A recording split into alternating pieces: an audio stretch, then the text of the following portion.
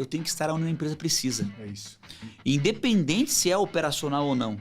É isso. A empresa é sua. É isso. Você é o maior responsável desse sucesso dessa companhia. A vida não é tudo que a gente quer. Exato. Você vai se frustrar. É isso. E você precisa entender. Saber lidar com o sofrimento. Chora, fica triste, mas você vai se frustrar. Bem, pouco me importa tua raça, cor, Total. orientação sexual. As empresas estão falando, eu não vou prestar atenção nisso. Eu quero resultado. Eu quero gente que me dê, que gere valor, que agregue valor para a empresa. Pouco me importa essa relação aí que o Rafa colocou. A gente tem que respeitar as pessoas. Sim. E aquele negócio, cara, é resultado. As empresas não estão aqui, é um propósito, é resultado. Não é uma performance. brincadeira, não é uma ONG. Não é brincadeira.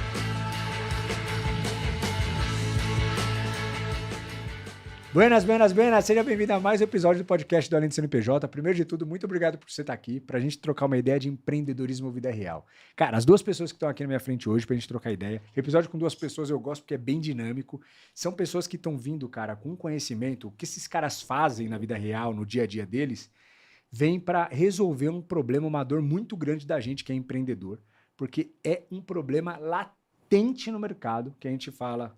Quando a gente pergunta para o empresário o que tem de dor aí, o que está acontecendo aí, quais são os problemas? Pessoas e cultura. E, cara, são o que esses caras gerenciam no dia a dia.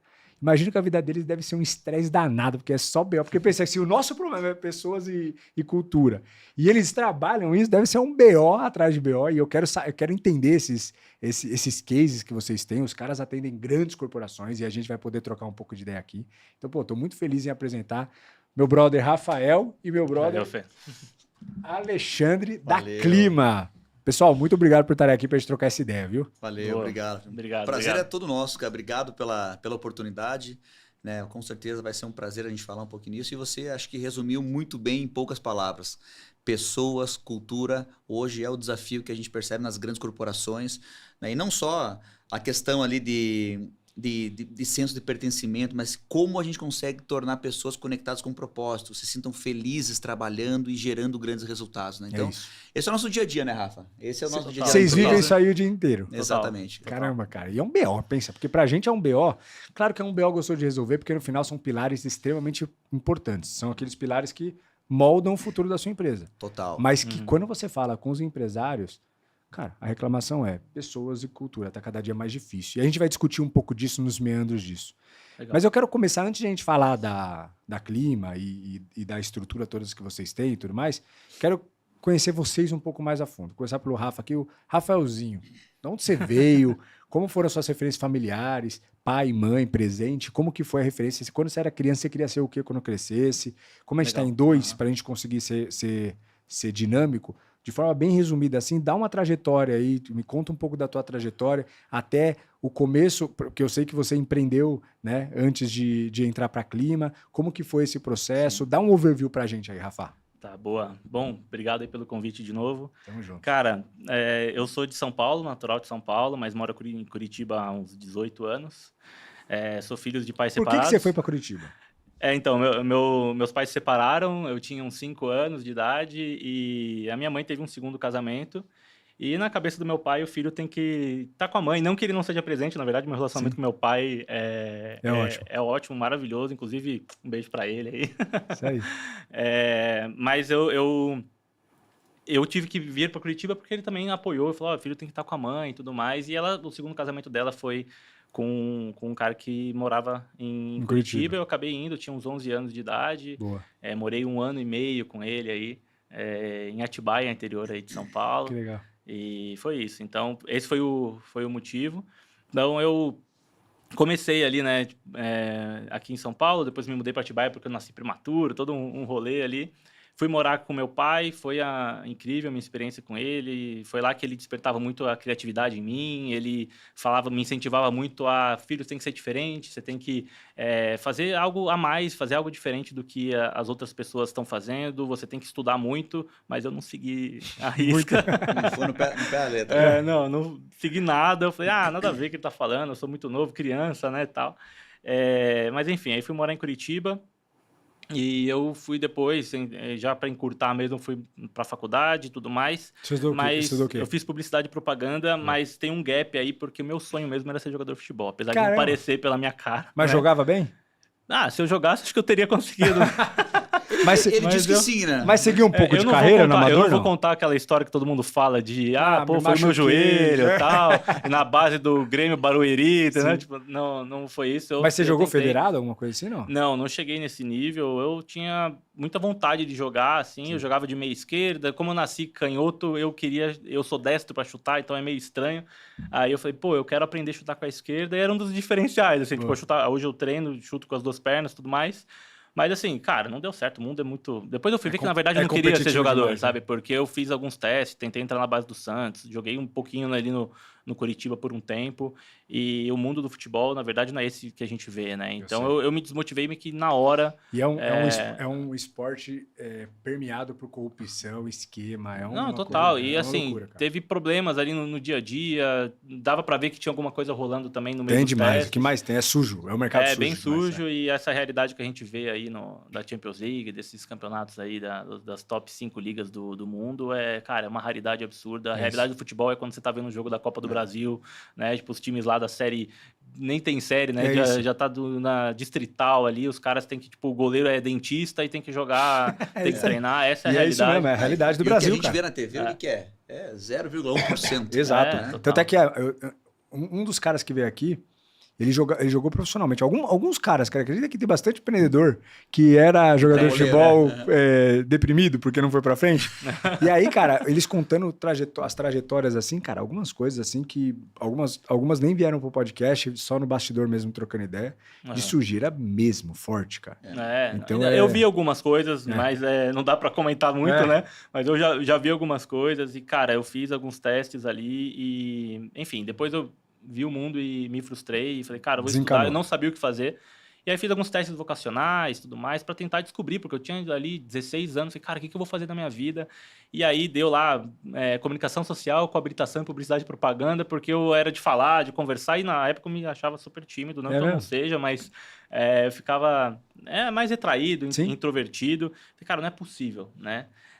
Mas enfim, entrei na faculdade de publicidade, né? E ali no meio do caminho me deu uma oportunidade de eu estudar fora, né? Então, foi assim, num dia aleatório também, um amigo meu me chamou para ir no gabinete de relações públicas, de relações internacionais, e aí ele quis entender, e eu acabei preenchendo um formulário, no que eu vi eu tinha uma das melhores notas da sala, assim, da turma, e aí eu fui habilitado para estudar fora, e falei, cara, quer saber? Eu vou e olha que nem gostava de estudar, né? A gente gostasse. Não, mas é que a faculdade também não entrega... Não era tudo isso. Assim, eu tenho uma crítica à faculdade que não te prepara para o mercado. Ainda mais a faculdade de publicidade e propaganda. Concordo 100%. O Ari também fez publicidade, então assim, depois que você entra no mercado de trabalho, cara, eu achava que se eu não soubesse fazer criação, né, mexer com Photoshop, mexer com Illustrator, eu não seria publicitário.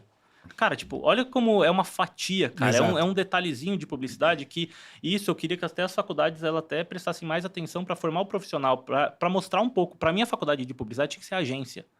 Sabe, entender como é que seria a rotina do dia a dia, né? E depois você entender a relação com o teu cliente, com a corporação. E é fácil fazer isso. A faculdade, se ela se aproximasse mais da empresa, para fazer algumas visitas guiadas e tudo mais, super possível. Ela conseguiria fácil se conectar com essas empresas, mas falta, acho que, um pouco de vontade. E tem algumas agências experimentais das faculdades, mas assim, cara, não é nem perto da realidade. Então, assim, eu falo que a faculdade ela me ajudou muito a ter essa nota ali, né? De eu ir para frente para eu a ter mais maturidade, né? Porque depois que eu fui morar fora, cara, eu comecei a valorizar as coisas que eu tinha dentro de casa. Você foi para qual país? Eu fui para Portugal. Eu morei numa região, cara, lindíssima lá no Algarve. Que legal. E assim, era uma parceria entre as faculdades, então eu não tinha custo com faculdade lá, só meu custo de vida. E assim, era incrível, cara. Eu morei em Faro, na capital do Algarve, e ali eu tive muita maturidade de aprender mesmo a vida adulta e tudo mais.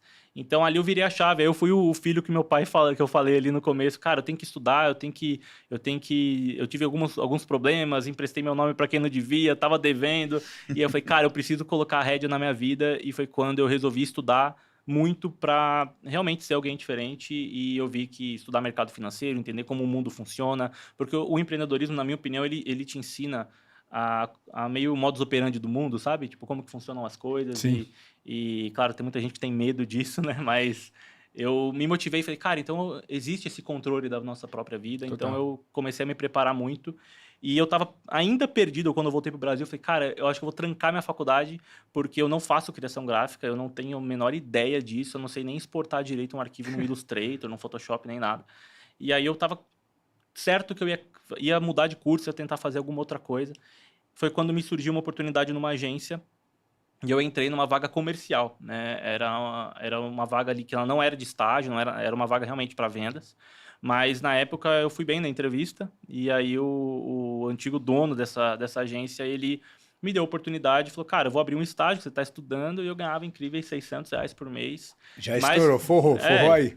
E assim, eu gastava 400 de gasolina para ir, porque eu morava em São José dos Pinhais e tinha que ir para Curitiba de carro, pegando uma hora de trânsito ali na Avenida das Torres. Quem é de Curitiba aí vai saber. Vai saber. E aí, eu ia todo dia lá, só que tinha comissão de vendas e tudo mais. Eu comecei a vender, eu fiz alguns cursos também complementares, né, para ter mais a agregar valor. E eu comecei a ter uma visão muito boa de projeto, porque assim, vender agência, cara, é extremamente complexo. Para mim, agência e consultoria é extremamente complexo de vender. Então eu fui estudando para conseguir ser alguém que, na verdade, o trabalho de vendas de uma agência é ajudar a comprar e não vender, né? É assim que eu penso. É isso. E aí eu entrei nessa agência, essa vaga aí que era diferente. Falei, cara, é a minha oportunidade que eu tenho e eu tenho esse e-mail guardado até hoje, porque quando eu li, eu falei, cara, eu vou entrar e eu vou ser dono desse negócio. Tipo, eu já mentalizei isso. A minha mãe estava do lado, ela ficou super feliz que eu consegui o meu primeiro emprego e tal. E realmente, tipo, foi algo que eu não imaginava que seria em tão pouco tempo, mas 1 ano e meio depois do meu estágio, eu virei sócio. Caraca, bicho. Virei sócio do negócio. Que legal, mano. A agência que eu entrei era uma agência de comunicação integrada, uma agência de comunicação integrada. E isso é um termo que nos anos 2000 estava funcionando muito bem. Ela foi fundada em 2000. Eu entrei lá em 2016, 2017. E aí a gente estava naquele boom do marketing digital, já estava até surfando nessa onda, né? Naquela época que se você colocava R$5 no Facebook, estourava e tudo mais. E eu falei, cara, a gente precisa... que não volta mais, hein? Aquela época lá era maravilhoso. Hoje em dia R$5 você não vê nem o cheiro. Não vê nada, cara. R$1.000, R$10.000 não é nada. Não vê nada. Então, assim, eu entrei nessa agência ali e virei o sócio lá. E a gente estava nessa etapa de, cara, a gente precisa transformar o negócio em uma agência digital. Né? Claro, full service mesmo, né? Mas a gente abria essa célula abrir essa área de negócio e de marketing digital. E tava no boom, né? Tipo, a galera falando do inbound marketing estourando. Era a única solução possível de todas as empresas. Sim. Todo mundo fazia inbound e tudo mais. Ele veio para o Brasil com esse contexto e realmente estourou. Mas é uma coisa que, com o passar do tempo, depois a gente conseguiu aumentar faturamento, a gente cresceu, atendemos contas importantes. Mas eu entendi ali que, em alguns pontos, sociedade é um casamento, né? E aí eu entendi que a gente estava em momentos diferentes. Eu, e na época, agora, né, o meu ex-sócio, a gente estava em momentos diferentes. Eu tinha 22 anos, 21 anos, aí eu abri uma outra empresa de audiovisual que eu também entendo que precisa de retrato corporativo, conteúdo corporativo, né? Na época também. Então a gente estava meio que montando um grupo, eu era dono dessa, né? Eu era sócio dessas duas empresas. E, enfim. Mas por um momento tá diferente entre nós dois, né? Ele era bem mais velho, já tinha, né, o patrimônio dele, as coisas dele. Eu resolvi sair que eu precisava de alguém com mais gana mesmo, de querer fazer acontecer. Ele já tava meio acomodadão, até pela fase da vida dele. Sim, tinha, cara, 20 anos de diferença, né? Então já estava mais acomodado e eu resolvi sair. Na saída eu saí um pouco no prejuízo, saí no prejuízo mesmo, mas eu acho que assim, o tempo está a meu favor, então eu tenho um tempo para corrigir e tudo mais, então eu arrisquei. E aí eu fui trabalhar em outra agência, né, com inbound marketing, e aí foi um ponto, cara, que me chamou muita atenção, que hoje eu olho uma solução de agências de inbound marketing e parece que todas são iguais. Elas podem te contrariar e falar, não, mas eu agrego um valor aqui ou ali, mas eles falam muito de MQL, eu vou até lead qualificado. O que é lead qualificado? O que é inbound marketing? Explica para a audiência aí. Tá, inbound marketing, ele vem é um conceito americano, isso daí, né?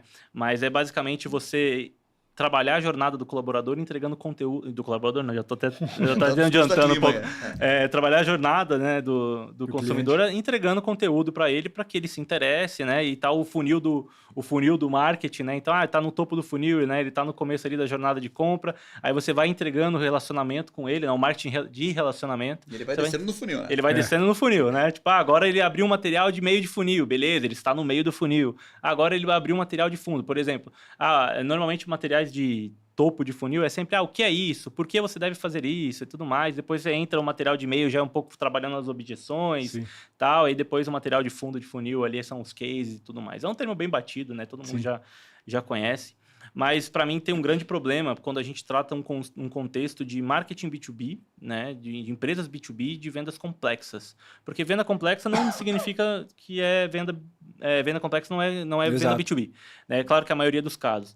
Mas, enfim, eu quis fazer algo diferente e eu olhando as agências que eles trabalham até essa geração de leads, né? Então, o cara ele é do teu cargo que você busca, a empresa dele fatura o que você precisa, ele baixou um teu e-book aí, cara, ele vai comprar, né? Aí marketing passa para vendas vai entrar em contato, esse cara, eu só baixei um e-book, sabe? E olha que hoje ninguém baixa e-book, tem até plataformas aí de... já perdeu. Tem plataforma que cria um e-mail na hora para você baixar e-book só para ter acesso ao contato. Então, eu acho assim, fricção não tem que ter mais. É isso. Né? Então, por as agências, eles até falam, eu trabalho até aqui, eu te entrego o lead qualificado, o restante é com vendas. E eu questionava isso, porque para mim eu tenho que gerar valor para o meu cliente e eu via que tipo, todos os clientes estavam recebendo a mesma coisa e o resultado que deveria ser de conteúdo, de jornada, automação, entendimento desses dados para que no momento certo a gente consiga fazer uma prospecção outbound que funciona a prospecção outbound, mas de uma forma muito mais inteligente, não tinha resultado nenhum, porque não tinha estratégia nenhuma. E não que a estratégia não funcionasse, mas é que não existia estratégia. Tava todo mundo empacotando um negócio meio que jogado e fazendo.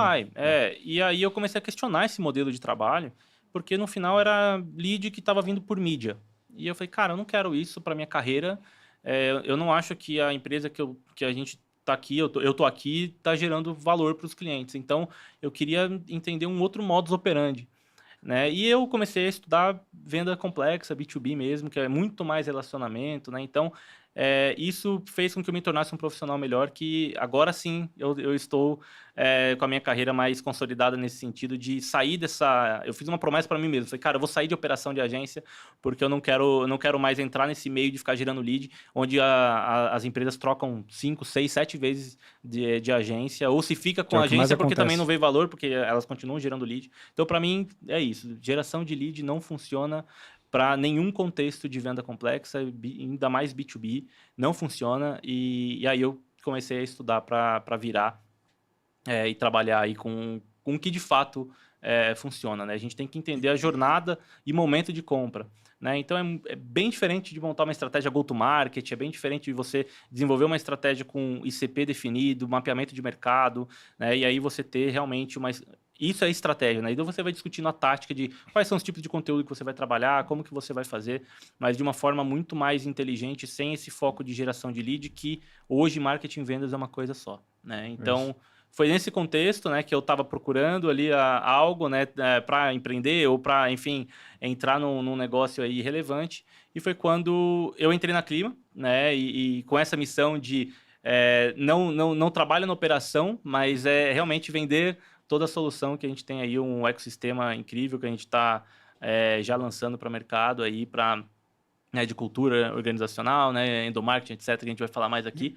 Mas hoje essa é a minha missão, de pegar esse ecossistema, transformar isso em algo, em produtos, para que a gente consiga resolver as dores do mercado, né, e deixar muito claro qual que é o nosso posicionamento, qual que é a nossa solução, né, e realmente ajudar as pessoas a comprarem esse tipo de trabalho, ao invés da gente sair vendendo qualquer coisa, porque é um problema da agência também, né? A gente é julgado pelo KV no momento de uma concorrência, mas aí no mês seguinte a gente as pessoas estão reclamando do atendimento. Fala, cara, não falam, tipo, como é que fala do colaborador, né?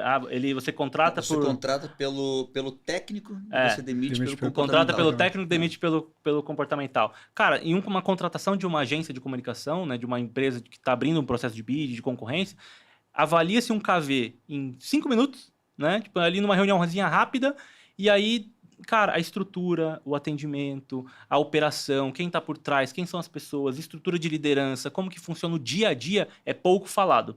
E é o que tem mais valor, né? Para manter o relacionamento, não ter churn no cliente, ele olha exatamente isso. Essas são as principais dores. E não é a questão... Poxa, um KV é importantíssimo, uma defesa técnica visual é importante, mas o que segura muito é o quê? Relacionamento e a vontade de resolver os problemas. É isso. É o fluxo do dia a dia, é a liderança que está próxima. Exato. Então, assim, nós somos contratados por um KV bonito e demitidos por um atendimento ruim, sabe? Tipo, Sim, total. As agências são assim, né? Então, a gente tem essa missão aí de realmente colocar a educação para o mercado de como contratar a agência, independente do formato ali, né?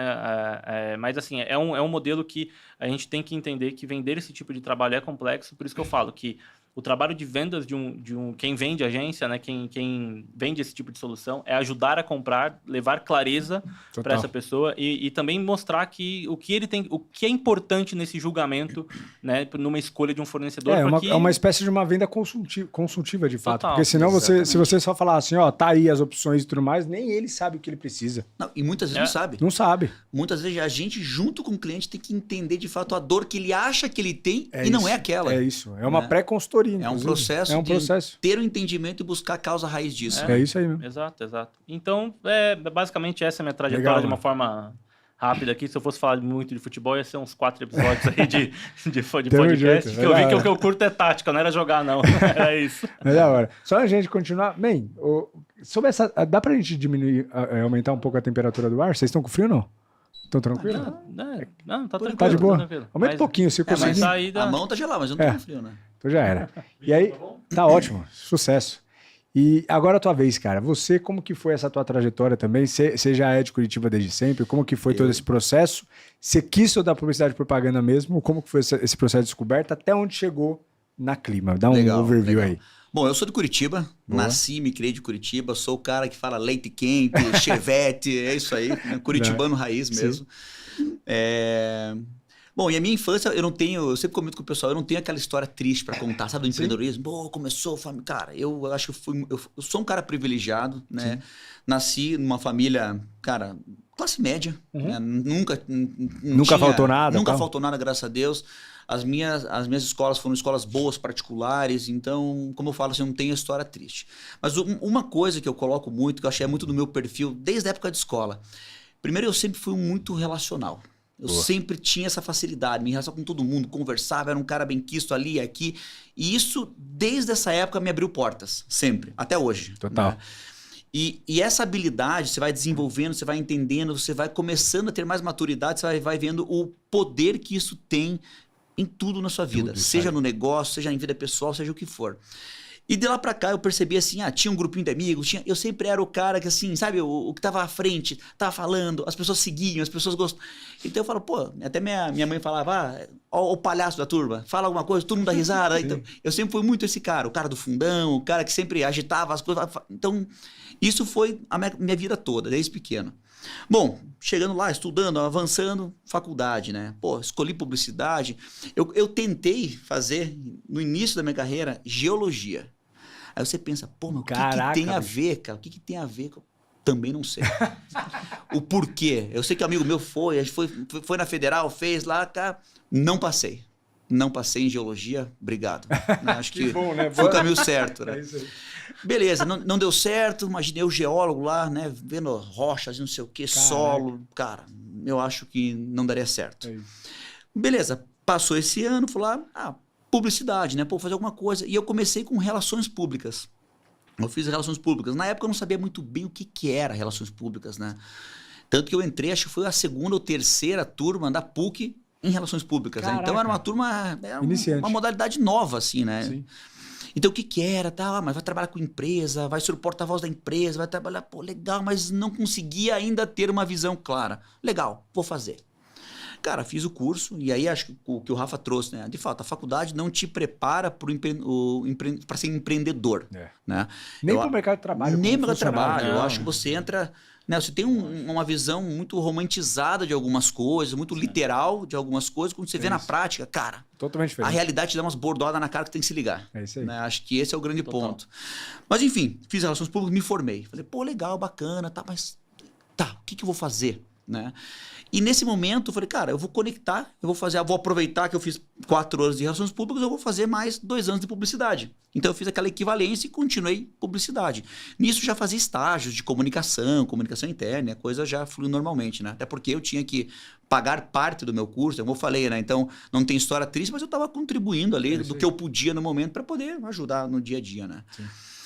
Me formei em publicidade. Tinha essas 2 graduações, na época eu já trabalhava numa empresa como estagiário, como enfim, tava...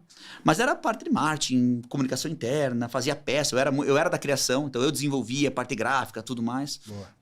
Cara, e assim, só que eu sempre fui muito inquieto. Eu falei assim, pô, mas cara, não tá legal. Eu falei, eu preciso mudar, eu preciso me provocar, eu preciso buscar coisas novas. E eu fui, cara, de um emprego pro outro. Acho que essa fase é a fase certa de testar. Você tinha quantos anos, mais ou menos? Cara, ali já tinha uns 18, 19, mais ou menos, assim, cara, trocava... É a fase que precisa mesmo trocava fazer de tudo que dá. emprego, trocava, analisava o que Tem que viver, era. né? Tem que viver, E acho que isso foi muito rico na minha vida, assim, sabe? Como, acho que, não sei se me ajudou muito na questão de empreendedor, mas me ajudou muito na questão, assim, de entender os cenários e conhecer pessoas. Total. Né? Porque acho que aí começa uma grande habilidade de um grande líder. Não é entender de negócios, é entender de pessoas. Né? Então, acho que isso é um fator que eu fui adquirindo e fui melhorando ano após ano. Lógico, a gente chega hoje e se questiona, como é que você tá? Como é que você entende? Cara, você aprende todo dia, né? Você tem que ter essa humildade e reconhecer que a gente vai aprendendo todos os dias. Mas, enfim... Voltando para lá, então comecei, já estava trabalhando em vários lugares, comecei. E aí, fui chamado para servir o quartel. Acho que ali, faz 18 anos, foi bem nessa época ali. E nisso eu tinha, na época, eu não tinha nem concluído a faculdade. Eu tinha passado em publicidade na Unicamp. Isso voltando um pouquinho mais do tempo. Sim. Acabei não fazendo, porque eu não consegui fazer. Eu ia entrar no NPOR, no quartel e tal.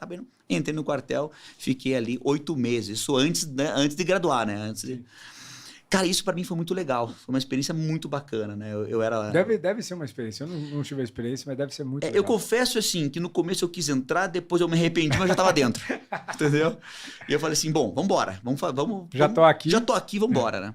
E aí eu entrei lá num pelotão de infantaria, lá em Curitiba. Cara, foi super legal. Eu virei motorista, né? Então, levava o tenente, sargento pra tudo que é lado e tal.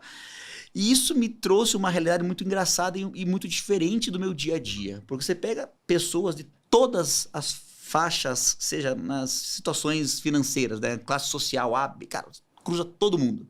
E todo mundo ali é igual.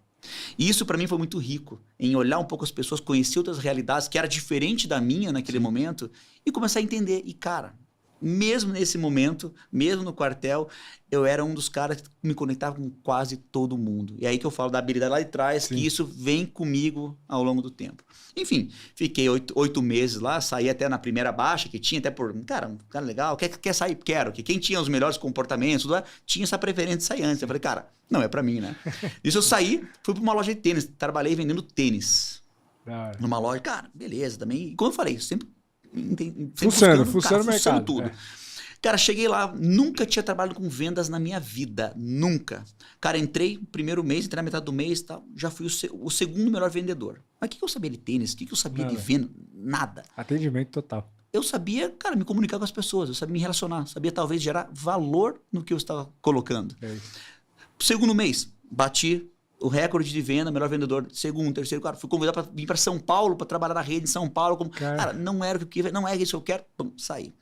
Enfim, resumindo um pouco a minha história, né, até eu chegar, eu comecei, daí vou trabalhar em vários empregos, fui passando de emprego a emprego, cheguei na Positivo Tecnologia, né, que é a maior fabricante brasileira de computadores. Na época era mais da parte de desktop, que hoje em dia nem se faz mais. Então hoje eles já estão na questão de toda a parte de notebooks, segurança, smart life e um monte de situações assim. Então na época a gente estava lá, isso era 2008 quando eu entrei. E lá eu conheci o Maurício. O Maurício era o supervisor de comunicação e tal, que hoje é o meu sócio. Que legal. Né, na Clima, então já vou chegar um pouco na história lá. Sim. E lá eu já trabalhava com comunicação interna já, mais ou menos aí uns 2 anos e pouquinho. Então entramos na Positivo, com o objetivo, falei, pô, eu nunca tinha trabalhado numa grande empresa assim, com o desafio de comunicação interna, trabalhar com pessoas. Cara, lá a gente conheceu e a gente teve um fit muito, assim, muito rápido, assim, sabe? Foi, pô, um cara que lá atrás me inspirou muito. Bom, até hoje a gente, cara, está super bem, né? Mas lá atrás me inspirou muito. Falei, pô, que legal, como é que é as coisas. E, porra, fomos lá fazendo. E trabalhando com comunicação. E como eu falei, desenvolvi a parte gráfica, a parte visual, fazendo e tal. E na época, a gente contratou uma empresa especializada em comunicação interna. Até então, no momento, tinha pouquíssimas. O tema era muito pouco relevante das empresas. Era mais o que, assim... comunicação interna faz o quê? Faz campanha, faz comunicadinho, faz o mural, faz... Era mais ou menos isso que era percebido na época. Sim. E beleza, começamos lá fazendo, contratamos uma agência, né? E, cara, olhando e fazendo, tá? Falei, pô, mas não tá legal, os caras não estão entregando, só entregam a peça, só entregam nisso, mas eu quero estratégia, eu preciso que vocês sintam um pouco mais a essência da marca, que você pode trazer de novo e não vinha, e aquilo me gerando uma frustração diária. Sim. Chegou num ponto, falei, cara, chega. Eu fazia as coisas melhor, eu pegava da agência e fazia melhor e rodava ali dentro. Eu falei, caramba, o mercado tá ruim, o mercado é muito imaturo. Cara, vamos abrir uma empresa? Ele, não, que é isso, cara, maluquice, pra quê? Eu falei, cara, vamos abrir uma empresa. Nós dois fazemos melhor que uma agência, a gente tá fazendo melhor, olha aqui tá aprovado. Não, será? Com certeza, cara, vamos fazer o seguinte, tá bom, a ideia é essa, segura aí. Cara, eu vou fazer um bench, eu vou olhar São Paulo, eu vou olhar aqui Curitiba, Paraná, ver quais empresas que tem e o que elas prestam serviço. E, cara, comecei a olhar. Olhei, eu achei 3 só empresas. E que entregavam a mesma coisa. Ou seja, valor, não é monetário, o valor. Cara, valor entrega. Peças, entregavam, cara. Falei, cara, tá aí a oportunidade. E aí começou a ideia da Clima. Né? Não, obviamente, não tinha nem nome, não tinha nada. Não tinha apenas uma ideia e uma proposta de entrega de valor. E a única que talvez a gente começou diferente. Porque as 3... de fato, eram as maiores que tinha na época e entregavam as mesmas coisas, os mesmos modos operantes, tudo igual, a forma de se relacionar, a forma de entregar tudo. Eu falei, cara, não é isso. Eles precisam entender o que a gente precisa, eles precisam entender o que a organização precisa, como a gente conecta, como a gente gera valor, como que o C-level da companhia vai olhar isso aqui como algo importante. Exato. Porque quando dava qualquer tipo de crise, qual era o orçamento que mais tirava cortava? Vocês. O nosso. Eu falei, e por quê? Por que não cortava de marketing? Por que corta o nosso? Marketing faz todo aquele, mostra números até, né? Aquele negócio, faz uma coisa pequenininha e vende um negócio gigante. Né? E não que não faça sentido. Assim. Mas sabe se vender. Sabe se vender. E por que a gente também não pode saber se vender? Ou como que a gente pode gerar valor? O que o cara lá de cima, um C-level, um diretor ou algo, o que ele é valor para ele? E aí eu comecei a se questionar. E na época, ninguém fala muito isso. E eu comecei a questionar esses pontos. Falei, cara, legal. Em 2012, e olha que teve um gap grande, a gente está falando em torno de 2008, 2009. Sim. Em 2012, a gente abriu o CNPJ. Então, nesse tempo, continuando a positiva, trocando ideia. Continuando a positiva, amadurecendo a ideia, fazendo coisa, trocando de fornecedor para ver como que é a experiência dos outros, sabe? Tava aproveitando para fazer um benchmark. Exatamente, tateando o mercado. Pô, em 2012... a gente abriu, mas a gente também não se desconectou do negócio, porque, cara, não tem como. Tá bom, vou abrir um CNPJ, um sonho, uma alegria, vamos embora aí. Não, você sabe como é que funciona. Cara, é um desafio, empreender no Brasil é um desafio enorme, né? Até porque na época a gente não tinha bagagem, conhecimento, não sabia o que o mercado nos... Né? O que a gente espera do mercado, o que o mercado vai nos entregar, né? E, cara, abrimos lá devagarzinho, e aí são pontos interessantes, que aí vários jargões que eu uso até hoje com o time, por exemplo, adiantar verdade. Eu sempre falei assim, eu sempre adiantei verdade. Eu sempre tive um sonho, eu sempre tive um propósito grande. Mas eu não posso trazer ele aqui. O que eu fazia? Eu olhava lá na frente e trazia em momento real. Falei, é isso que a gente vai ser. E o que eu adiantar a verdade? Cara, era eu e meu sócio, o Maurício.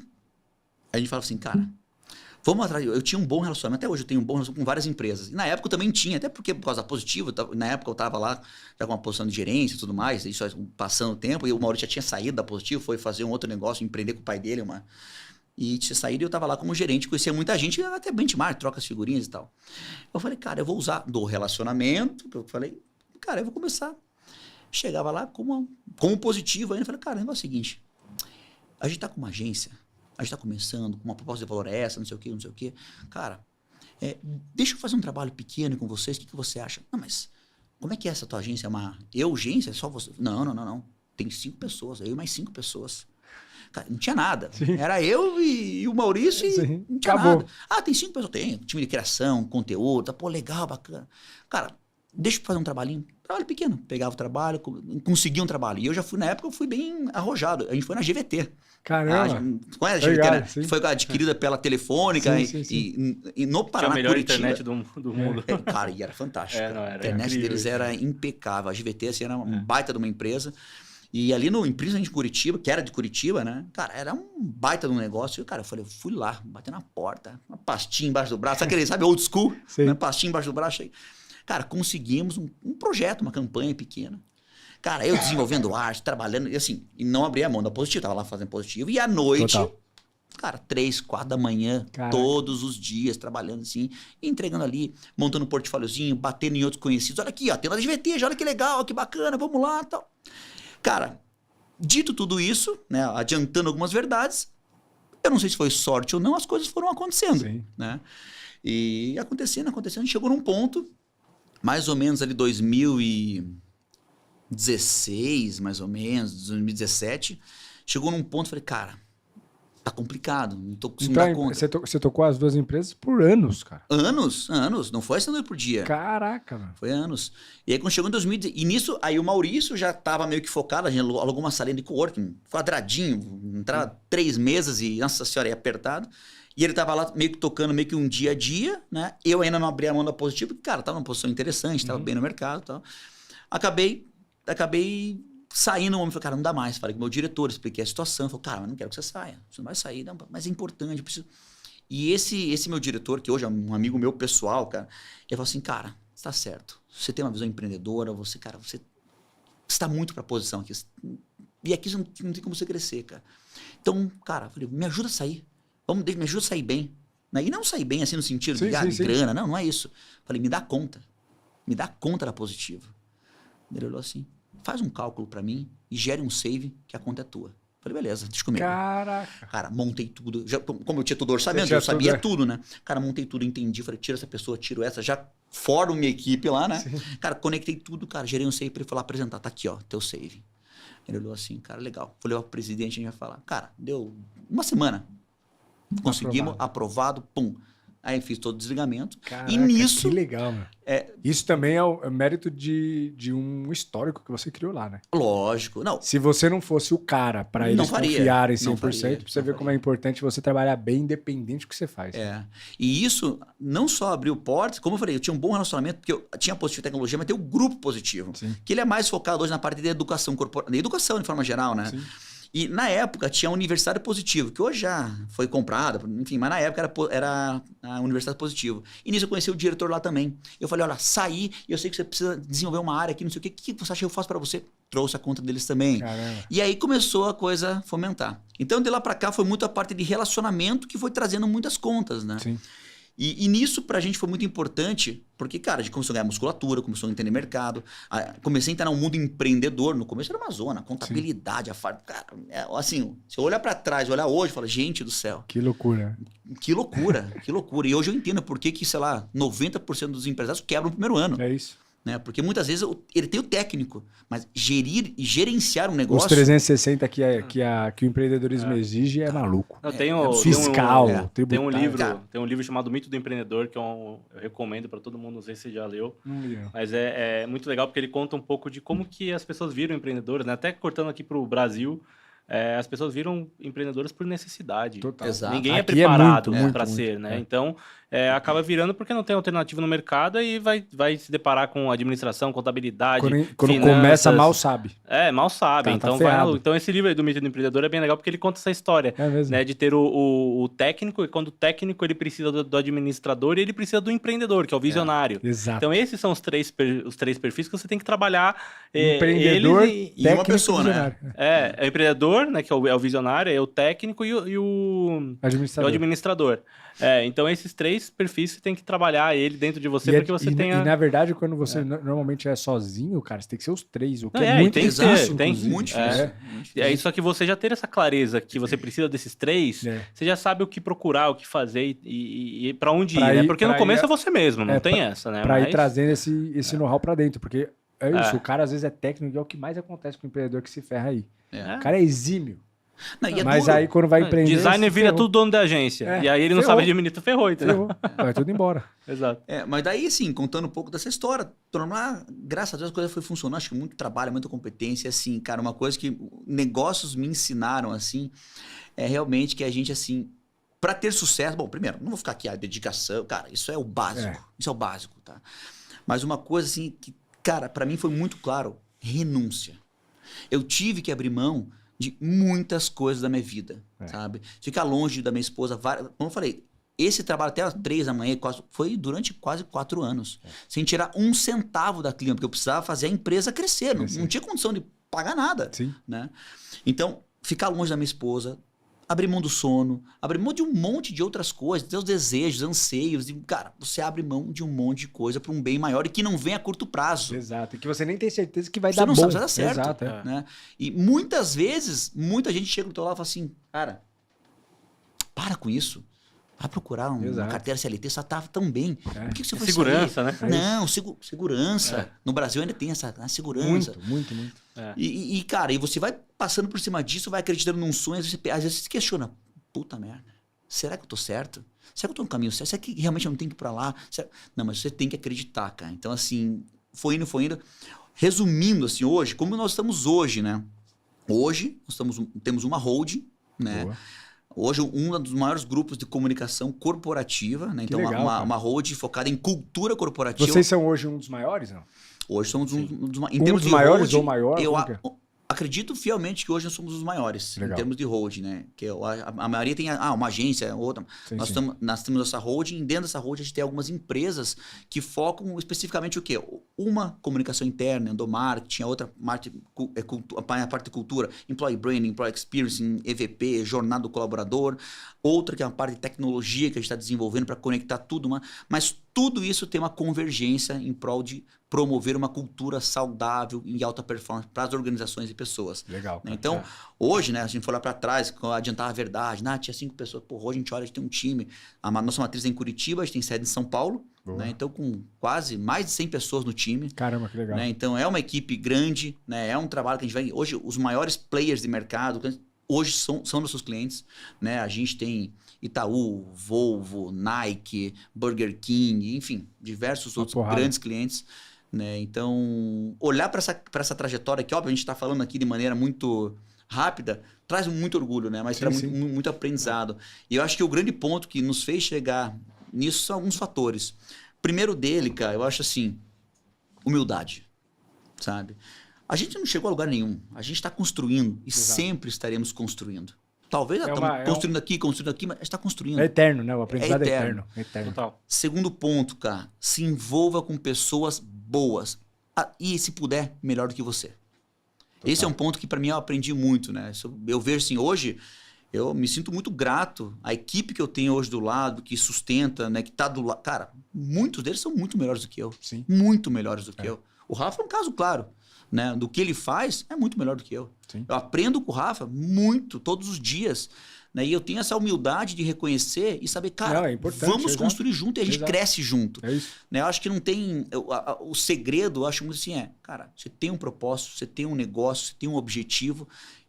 Chegue nesse objetivo com pessoas do teu lado. É isso. Então, eu acho que isso para mim assim, é um grande aprendizado do negócio, sabe? Isso, querendo ou não, tem o pano de fundo do que você mais promove nos negócios, que é pessoas mesmo. Exato. São pessoas. E eu não posso, exatamente, o meu discurso não pode ser diferente. Diferente, é. Né? Se eu falo uma cultura saudável, lógico, eu sou um gestor extremamente direto, focado, cara, e um objetivo claro. Às vezes, ou boa parte do tempo, eu tenho falas duras, diretas com o time. Acho que assim, nenhuma delas vai faltar com respeito. Total. Mas são diretos. O negócio, a gente não pode romantizar. Esse é um erro. Muitas pessoas romantizam o negócio. Na época das startups, que era um bom... bota lá um escorregador, bota um mesa de puff, ping-pong. Mesa de cultura Google. Cara, a cultura do Google, quando ela ficou famosa, né?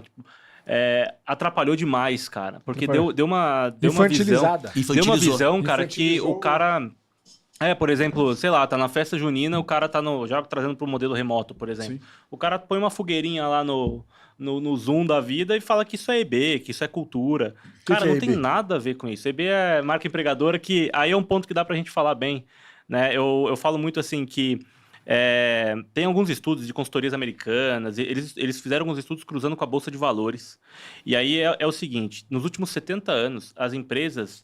Total, né? Tô olhando toda a Bolsa de Valores americana, ela cresceu em torno de um pouquinho mais de 500% nesses últimos 70 anos. Mas se eles fazem um recorte de empresas que investiam em experiência do colaborador, cultura organizacional e endomarketing, essas empresas fazendo um recorte também desses 70 anos, elas cresceram mais de 1.200%, cara. E as outras não. E as outras não. Aí você pensa, Exato. coincidência? Caraca, no final são pessoas. No final. Cara, você para analisar uma empresa, ela não existe. Exato. Ela é uma ilusão. É. O que é uma empresa? Exato. É uma sala comercial que você vai lá e abre um CNPJ, que também tudo isso acaba sendo ilusão. Sim. São documentos que dizem, pronto, agora você tem uma empresa. Exato. Né? Exatamente. E que você junta, no final, pessoas, que é a única realidade que se existe, e fala, pronto, agora a gente tem um objetivo em comum. No final, cara, é um Senão time você de tem o quê? pessoa. Um monte de mobília, cadeira, Exato. mesa, Isso aí não é nada. É uma computador, sala comercial. fria, Exato. sem vida. Exato. Sim. Total. E aí a não gente quer foi dizer para nada. um caminho de uma visão romantizada de cultura, de comunicação. A gente tá lá em trabalhador feliz produz mais. Cara, não é bem isso. A gente tá olhando para resultado da empresa mesmo, resultado de crescimento. Elas cresceram, na verdade, eu falei 1.200, mas foi mais, até porque o fator de diferença de uma para outra é de 3,6 vezes. Caraca, bicho. Então, assim, fazendo uma conta de padeiro aí, dá uns 1.600, Por aí. 1.700% nos últimos 70 anos quem investe em cultura, Em cultura. em cultura organizacional. Então, esse é um contexto que a gente está inserido, que a gente está vivendo uma época, né, aí fazendo uma análise de que comunicação era jogada para a esquina ali, né, era jogada para escanteio nas empresas, aí agora virou um foco, só que aí pega exemplo de cultura como o Google. Cara, a pessoa tá triste, vamos pôr uma piscina de bolinha, vamos dar cerveja pra galera de sexta-feira. Não é só isso, cultura é muito E aí, cara, mais do que isso. Eu sempre achei uma bobeira. De verdade, eu sempre achei uma bobeira, porque no final das contas não é isso que um colaborador precisa, cara. Né? No final das contas, claro, eu acho que é um ambiente saudável e tudo mais. Sim. A gente já teve uma época lá que a gente colocou mesa de ping-pong no antigo escritório, que na hora do almoço o pessoal brincava. Isso é uma E coisa. foi diminuindo, né? Depois eles vão, E não foi- joga mais, exato, depois a e mesa no final ninguém sai usa, fora. aí virou só uma mesa que o pessoal botaram usava. os notebook lá e os começou a notebook trabalhar. começou a trabalhar. E no final das contas, cara, não traz, na minha opinião, nada de bom pro funcionário de fato. O funcionário quer chance de crescimento, o funcionário quer chance de fato, aquela empresa ser uma ponte de realização de sonhos na vida dele. Exato. É isso que o cara Sim, quer, cara. Aí sim. agora uma piscina de bolinha. No final das contas, a sensação que eu tinha do Google fazendo isso, inclusive salas de cochilo e tudo mais, é, bichão, não sai daqui, trabalha que nem louco, aqui já é. Sim. É. E são 3 fatores que fazem uma pessoa hoje escolher trabalhar ou não numa empresa. Né? O primeiro deles é a cultura organizacional.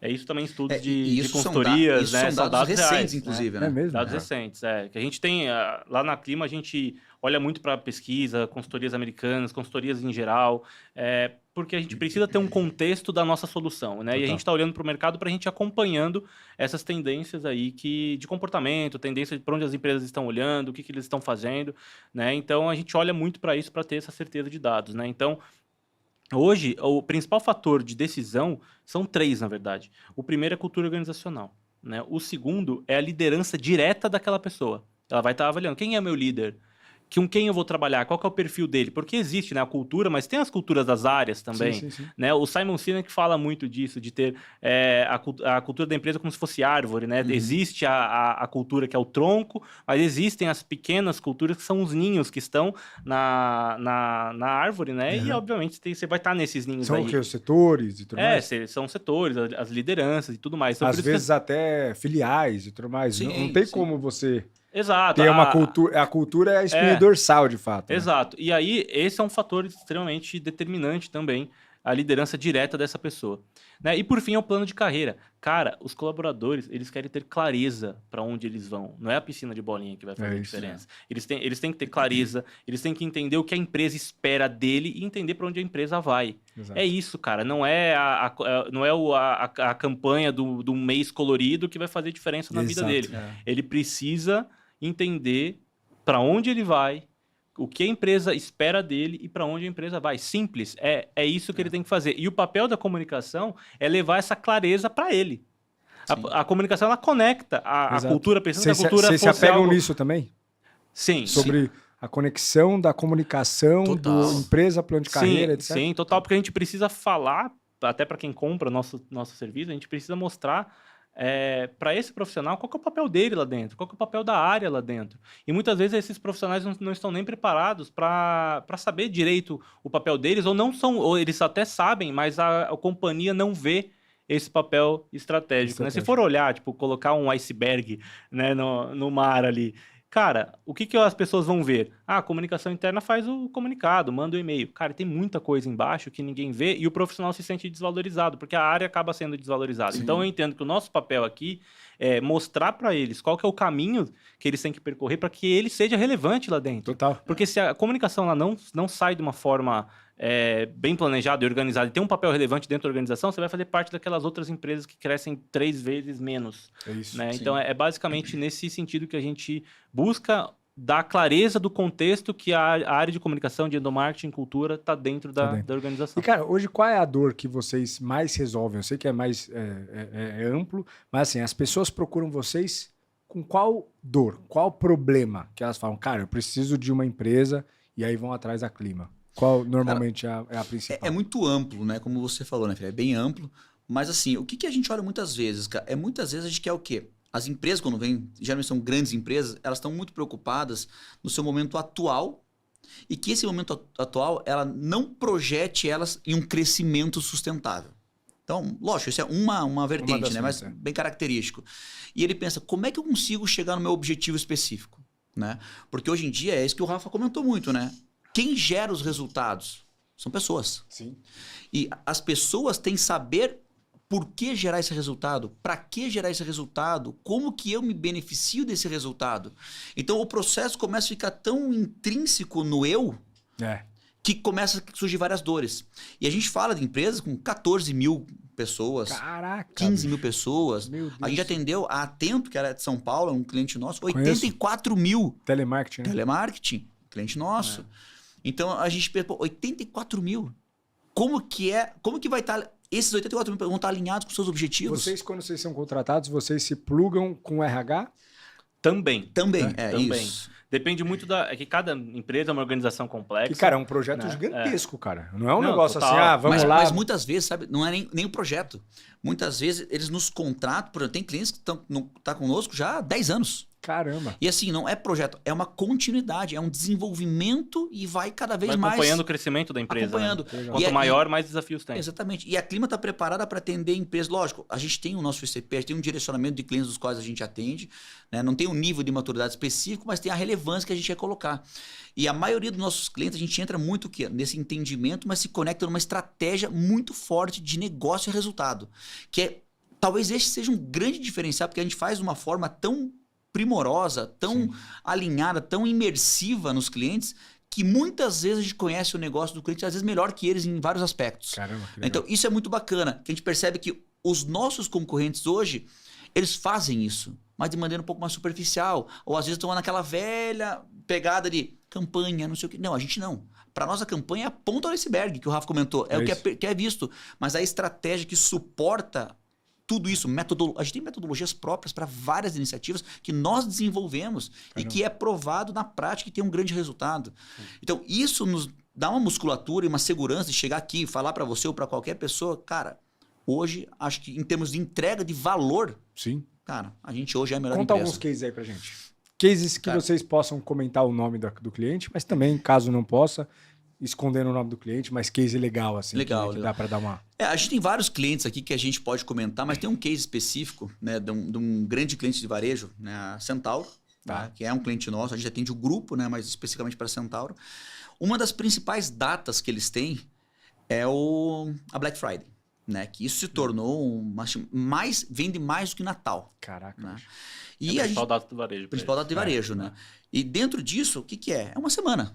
Né? É um período muito curto. Uma semana de guerra. E aí você imagina, processo de e-commerce bombando, plataforma voando, venda acontecendo, mas tá tudo que é lado, processo logístico extremamente complexo, estresse, meta, objetivo. Cara, eles tinham grandes problemas, o quê? Era uma tensão muito grande e sempre será. Né? Porque é um prazo curto para vendas altas, vai ter uma alta demanda. Dentro disso, eles tinham muitos problemas. Primeiro, turnover. Você imagina para a empresa que precisa vender, bater meta, nessa uma semana, perde 50% do headcount específico para Black Friday. Caraca. Como é que performa? Como é que atinge resultado? Na semana o pessoal bugar e sair? burnout, sai, não complicado. O tempo vai se aproximando da Black Friday, né? Aí vai se aproximando e a galera vai espirrando. Porque o que acontece? Eles vão saindo, porque pessoas a pressão por estratégicas, venda fica lá, né? Então, os vendedores, alguns acabam espanando, não é isso que eles querem, porque eles precisam fazer turno a mais, precisam trabalhar de uma outra forma também. E é uma força de vendas muito forte nessa época do ano. Então, vai se aproximando, eles vão começando, cara, vou embora e deixa a Centauro na mão, né? Na verdade, o grupo SBF, porque a última campanha que a gente fez foi pro grupo, né? Antes a gente fazia pra Nike, pra Centauro, de forma separada, agora a gente fez pro grupo todo também, a campanha do grupo SBF, que isso é um problema que esses grupos precisam resolver também, mas as pessoas não conhecem o nome dos grupos, né? Tipo, o Zamp não conhecem que é o Burger King, que Popeyes, Starbucks, Subway, etc, né? Então, a mesma coisa acontece com o grupo SBF. Então, é bem isso. Quem que tá no grupo SBF? Eu não conheço mesmo. É a Nike, a Centauro, o Fit Dance também, aquela plataforma... Caramba! Que loucura. Mas a Nike Brasil tá nesse grupo? Aí dentro da Nike ali, na verdade, a empresa se chama Fisia, que é a distribuidora oficial da Nike no Brasil. Mas assim, a gente acaba falando Nike para ficar mais fácil pro entendimento. Mas eles são, Mas é o distribuidor da Nike no Brasil, não tem outro. Então, a Fisia é a Nike no Brasil, existe a Centauro, o maior varejista esportivo do Brasil também. Aí tem o Fit Dance. Tem mais uma outra empresa que eu não vou me lembrar o nome. Tem a NWB, que é uma produtora, que é a produtora do canal Desimpedidos, por exemplo. Caramba! Então, é um grupo que eles têm um ecossistema de esporte e eles têm essa missão de ser o maior ecossistema de esporte aí do Brasil, do mundo, etc. Legal. E é uma fase extremamente relevante para eles de vendas. E aí a gente fala, cara, olha só, comunicação interna do marketing com venda, o que tem a ver uma coisa com a outra? E no final tem tudo a ver. Tem tudo a ver com o que a gente está falando. São de um pessoas, time, né? E como que vocês fizeram essa campanha? Cara, mas olha que legal, eu já te passo esse ponto, mas olha que legal, dentro dessa dor. Então, olhando tudo isso, realmente, como o Rafa falou, acontece em uma semana, mas existe um processo preparatório. Total. Que são assim 4 meses antes. Né? Então, qual que eram as principais dores? Primeiro, turnover altíssimo. Eles perdiam cerca de 50% do efetivo time para poder... Ou seja, não tem como atingir meta. Segundo ponto... Vendedor de shopping, que naturalmente essas funções iniciais, assim, base, tem um turnover altíssimo. Altíssimo. Hoje em dia no Brasil, cara, essa galera de base assim é um turnover altíssimo. Total. E aí, assim, obviamente, perdendo isso já gera um problema grande para tracionar a venda, para poder gerar as metas e objetivos, que muitas vezes são metas audaciosas, são metas, né, que realmente fazem muito sentido para a empresa. Além disso, tem o quê? Para a gente chegar nisso, para evitar, o que a gente tem que fazer? Trabalhar com liderança. Então, dentro dessa campanha, o que a gente fez, né? Primeiro, desses 4 meses, trabalha fortemente com liderança, conectando o propósito, o que eles vão falar, o porquê que eles vão falar, como que eles vão engajar as pessoas, como eles vão entender que aquilo é importante, como vai desenvolver o senso de pertencimento. Tudo bem, parece ser muito subjetivo, mas a gente traduz isso na prática efetivamente, né? Como que vai acontecer isso? Como que a gente promove esse engajamento? Como a gente torna esse ambiente mais leve, mais produtivo, mais fértil em termos de ideias e tudo mais? Então, tudo a gente faz. Desenvolve ritos, ações, desenvolvimento com a liderança, equipe, né? Toda a parte de fato de jornada daquela pessoa. E vocês implementam isso junto? Sim, de ponta a ponta. Ponta a ponta. Então vocês criam, apresentam para o RH, lá para a diretoria, executa o tático e muitas vezes até no presencial, na loja, na empresa como se... Porque ali era um grande CD grande, né? Não era especialmente na loja, mas naquela estrutura a gente tem diversas ativações. Né? Dentre elas, a gente fez, por exemplo, tinha cadeiras de massagem espalhadas, tinha um monte de coisas bacanas ali para poder tornar o ambiente um pouco mais leve, porque não tem como, ele é um ambiente pesado. E tinha aí pode parecer estranho que a gente tava falando do Google, né? Cadeira de massagem e tal. Cara, não é que ter a piscina de bolinha, mas você tendo uma lógica para usar, conectar a tática na estratégia. Então, por que a gente colocou cadeira de massagem? Cara, eles estão realmente estressados, estão trabalhando num contraturno, estão fazendo turnos maiores, etc. A gente precisa deixar eles, primeiro, levar clareza da comunicação, qual é o papel deles, por que a empresa precisa deles. Né? Eles também têm benefícios em cima disso, né? Que o cara vai ser trabalhado, não vai ganhar nada em troca, né? São vendedores, são comissionados, etc. Né? Tem uma série de coisas. Então, assim, a gente tem que preparar esse ambiente para que eles performem melhor, porque tem uma meta para ser batida. Né? Então, a nossa meta não é vender. A nossa meta é não ter turnover. É isso. Porque se eu garanto um vendedor a mais, eu garanto mais venda. É isso. E foi isso que a gente fez. E vendedor preparado. Né? Então, por exemplo, lógico, a gente não pode trazer os números aqui, mas, por exemplo, dentro da ação, o que a gente fez? Turnover era em torno de 50. Terminou toda a nossa... 5. Caraca, 5% bicho. de turnover. Incremento financeiro, comparado ao ano anterior, 35%. Putz, querido. Então, assim, é provado que, cara, funciona. Né? Sim. Obviamente, conectando as estratégias certas, entendendo. E isso não é uma receita de bolo, porque muitas empresas falam, vou pegar isso aqui e vou rodar na minha. Não. Não funciona. Cultura é diferente. É individual. Sim. Não, e tem diversos cases que dá pra gente comentar aqui. Inclusive, se for olhar, o Ali comentou, né? A gente tem 12 anos de existência, mas a gente resolveu escrever a premiações em 2 anos, aí só, né? A gente sempre foi muito low profile. Né? Muito de fazer e falar pouco. Né? Eu falo que a agência não sabe se vender, né? E aí a gente aprendendo agora. E aí a gente começou a se inscrever em premiações. Cara, em 2 anos nós somos a agência mais premiada do Brasil. Nós ganhamos o prêmio de agência mais criativa do Brasil, um prêmio internacional, prêmio Lusófonos, né? Reconhecido internacionalmente. Diversos cases foram premiados. Nosso diretor de criação foi receber os prêmios em Portugal. Que legal, nós somos eleita agência do ano de 2024 no prêmio Empresas que Melhor se Comunicam com os Colaboradores, ou seja, um prêmio que olha para a agência, a qualidade do trabalho da agência. E aí a gente brinca também que, na verdade, a gente foi bicampeão nesse prêmio aí, porque a Volvo foi eleita a marca destaque. A Volvo do Brasil a Volvo do Brasil foi a marca destaque do prêmio Empresas que Melhor se Comunicam com os Colaboradores, e é o nosso cliente há 7 anos. Então, todas as ações que foram feitas para a Volvo também foram levadas em consideração. Então, a gente brinca disso, né? Então, assim, cara, diversos cases foram premiados. Se for falar de case, tinha que gravar um outro episódio, mas assim... Tem muitas formas. A comunicação ela entra em várias áreas, ela resolve vários problemas. Fazer a comunicação chegar até o público operacional da ponta, público de loja, fábrica, telemarketing. Essa galera, vendedores externos, eles precisam entender que companhia que eles trabalham. E esse é um dos principais desafios para as áreas de comunicação. Né? Liderança comunicadora é um outro problema. Ainda que vocês estão falando de empresas gigantescas. Eu falo, olhando do ponto de vista do empreendedorismo, de empreendedores com empresas de 30, 40, 50 funcionários, já tem uma dificuldade gigante. Imagina uma empresa que parte de 1000. Porque o cara começa sozinho e ele não aprendeu a ser empreendedor. Ele foi aprendendo a ser na construção. Então, quando ele está lá com 10, eu falo isso até na palestra, eu falo, quando você está com 10, 12, 15 funcionários, ainda você consegue, de certa forma, todos estão conectados com você, a sua cultura ainda é a que garante a galera lá, porque querendo ou não, tá todo mundo conectado com o dono. Começou para 20, 25, já era. Você já começa a perder controle. Imagina, a gente tá falando de 25 para 1000, né? Não, e eu tive um período da empresa lá que a gente teve 135 funcionários. Você já não lembra o nome das pessoas, né? Você não lembra o nome das pessoas, você não sabe quem trabalha para você. A decisão já não porque faz as decisões já não as decisões de contratação não são mais suas. Exato. Né? Tem um time que faz tudo isso. Exato. Né? Por mais que você possa até aprovar orçamentos e tudo mais, as decisões de quem vai ser contratado, você nem sabe. Do nada você tá vendo uma pessoa do seu lado e é uma funcionária sua. Então, cara, você perde total. Isso assim, eu tive a percepção de perder o controle real. Claro que se você cresce bem devagarzinho, talvez você até consegue ir tendo essa visão.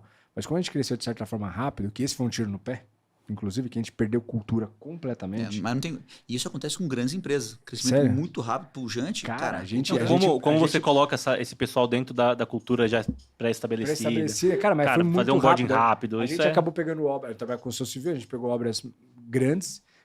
Precisa contratar. Vamos contratar. Tinha dinheiro, né? Porque as obras eram com boas lucratividades. Cara, crescemos o time de 60... A gente estava 70 funcionários, fomos para 135, dobramos. Assim, coisa de... Isso em qual período? 4 meses. Imagine. Não, loucura total, cara.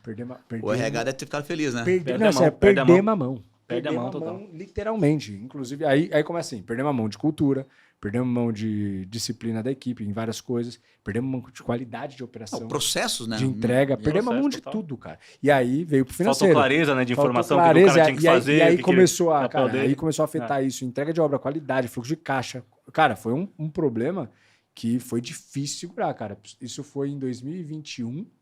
Nós estamos em 2021 para 2022. Nós estamos em 2025 agora. E a gente tem cicatrizes até hoje dessa época. E para você ver, né, como a dor ela se constrói rápido, cara, e para arrumar destruir isso de volta ou reconstruir é muito difícil. Cara, a gente tá falando de quase 4 anos. E muito quase caro. 4 anos. Quanto custa essa reconstrução aí? Não tem como explicar o preço que foi isso. E se desse para voltar atrás, cara, nossa. Mas também isso foi um aprendizado isso que eu ia falar, né? Surreal. Quanto cara. Que isso amadureceu, né? Nossa, me amadureceu como empreendedor, nos amadureceu como empresa. Eu tenho hoje pontos cegos que antes eram, hoje muito claros na minha vida. Assim, sobre pessoas, sobre crescimento. Antes eu sempre tive um sonho de ser uma empresa grande. Hoje, nem perto disso eu quero ser. Não quer dizer que eu não queira ser grande, mas eu não quero sonhar com isso. Uhum. O sonho tem que ser a eficiência da empresa, o resultado da empresa. E se Exato. necessário for grande, ok, a gente vai crescendo. Mas sabe o sonho, o ego do empreendedor, de cara, eu quero ter bastante gente, sempre tive essa vontade. É. E Meio de sucesso pelo número de quando colaboradores, né? tive, cara, posso falar que é tenso. Que o não é negócio. fácil, né? E isso é legal, né? Porque acho que você falou no ego. Cara, pra mim isso é muito determinante. Pro sucesso ou pro fracasso. Total. Né? Se você quer assim, ter ambição, ter um ego, cara, acho importante. Isso acho que é a gasolina que nos motiva todos os dias, né? Mas ter um ego inflado do qual você quer mostrar algo que você ainda não é, ou que você... Ah, não, eu não sou isso, eu só faço...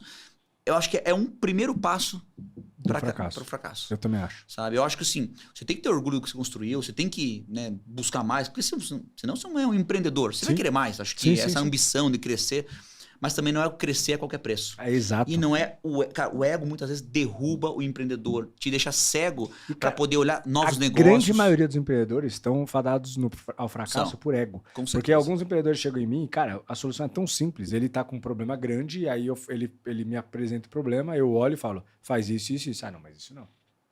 Então, no final das contas, ele quer resolver um problema sem afetar coisas que ele já conquistou, sem afetar coisas que, se ele fizer, não vai ficar tão bom para a imagem dele, que no final, cara, não quer dizer nada. Nada. Sabe? Muitos empreendedores, quando começam... Cara, aconteceu isso comigo. Eu gosto de falar porque o mote aqui do Além do CNPJ é empreendedorismo vida real. Pensa aqui, a gente tem 2 empresas lá. Uma delas, cara, funciona... É um case de processo, cultura e eficiência, cara. A empresa funciona super bem. E a outra empresa foi essa que a gente cresceu muito rápido e perdeu uma cultura. Cara, um dia conversando com um amigo meu, ele falou assim, cara, como que você construiu todos os seus negócios e tudo que você fez e teve sucesso, como que você construiu? Aí eu fazendo e tudo mais. Ele falou, então volta para a operação e vai lá fazer, cara. E eu falava, mas eu tô com 100 e poucos funcionários. Quando eu tinha um problema que eu achava que era muito delicado, eu chamava a gerente de RH. Quando eu estava com outro problema mais operacional, eu chamava o gerente operacional. Então, os problemas eu tinha a quem colocar para resolver. E aí, cara, isso aí estava só aumentando a bola de neve. Quando eu falei assim, cara, quando eu entendi e tirei o ego de, cara, eu vou ter que voltar para a fábrica. Eu vou voltar lá para gerenciar, eu vou começar a conversar com o engenheiro da obra quando der problema. Porque os problemas nunca eram meus, era sempre dos outros. Porque eu tinha gente para isso. E comecei a assumir. Mesmo com o cara do meu lado lá e tudo mais, cara, a empresa começou a... Sabe, voltar para a operação mesmo, engolir ego. Exatamente. Isso é muito legal. E eu escuto hoje na minha empresa muito assim, pô, olha, você não precisa estar aqui nesse aspecto, você não precisa estar nesse nível de profundidade. É ou não é? Escuto, mas eu falo assim, não cai nessa. Eu falo assim, não é que eu tenha que estar ou não eu tenho que estar onde a empresa precisa. É isso. Independente se é operacional ou não. Né? Lógico, a gente tem uma equipe muito boa, muito capaz. Como eu falei, pessoas melhores do que você, muitas estão ali nessa frente. Mas você como dono, você como empreendedor, você sabe qual parafuso apertar. Total. Né? E, cara, Castelo de Versalhes para empreendedor é fracasso na certa. Sabe? Total, de construir um lugar lá, sua sala ficou lá em cima, você perdeu a moral, a conexão com a operação.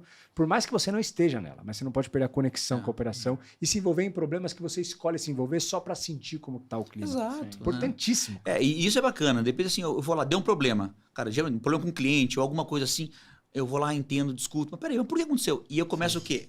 Cavocar até chegar a uma causa raiz, que muitas vezes a causa raiz é nossa. Exato. Ou é falta de um processo, ou falta de comunicação nossa de mesmo. Vocês. Isso é muito comum, né? Então, eu vou até o final. Lógico, não dá para entrar em todos os processos, não tá. É como você falou, às vezes tá 1 ou 2 ali, mas vai a fundo, vai discutindo, vai desdobrando. Sim. Pô, mas eu vou ter que se levantar, vou ter que sair da minha sala. Cara, é isso. A empresa é sua. É isso. Você é o maior responsável desse sucesso dessa companhia. É e eu, nas minhas indicações de livros, né? Um que também acho que é obrigação para todo empreendedor ler, é O Ego é Seu Inimigo. Esse livro é muito bom, a forma que, enfim, que toda é construída, porque realmente eu também acredito que o ego, ele derruba isso tudo, derruba mesmo, cara, em geral. E assim, não é um ego nem... Por exemplo, o meu mesmo, o que me fez tropeçar, o ego que me fez tropeçar, não foi um ego de eu não preciso mais disso e coisa do tipo. É um ego de... sempre sonhei em ter uma empresa estruturada. Então, quando eu tenho uma empresa estruturada, como que eu vim do mundo corporativo? Então, era assim, quem resolve são as áreas.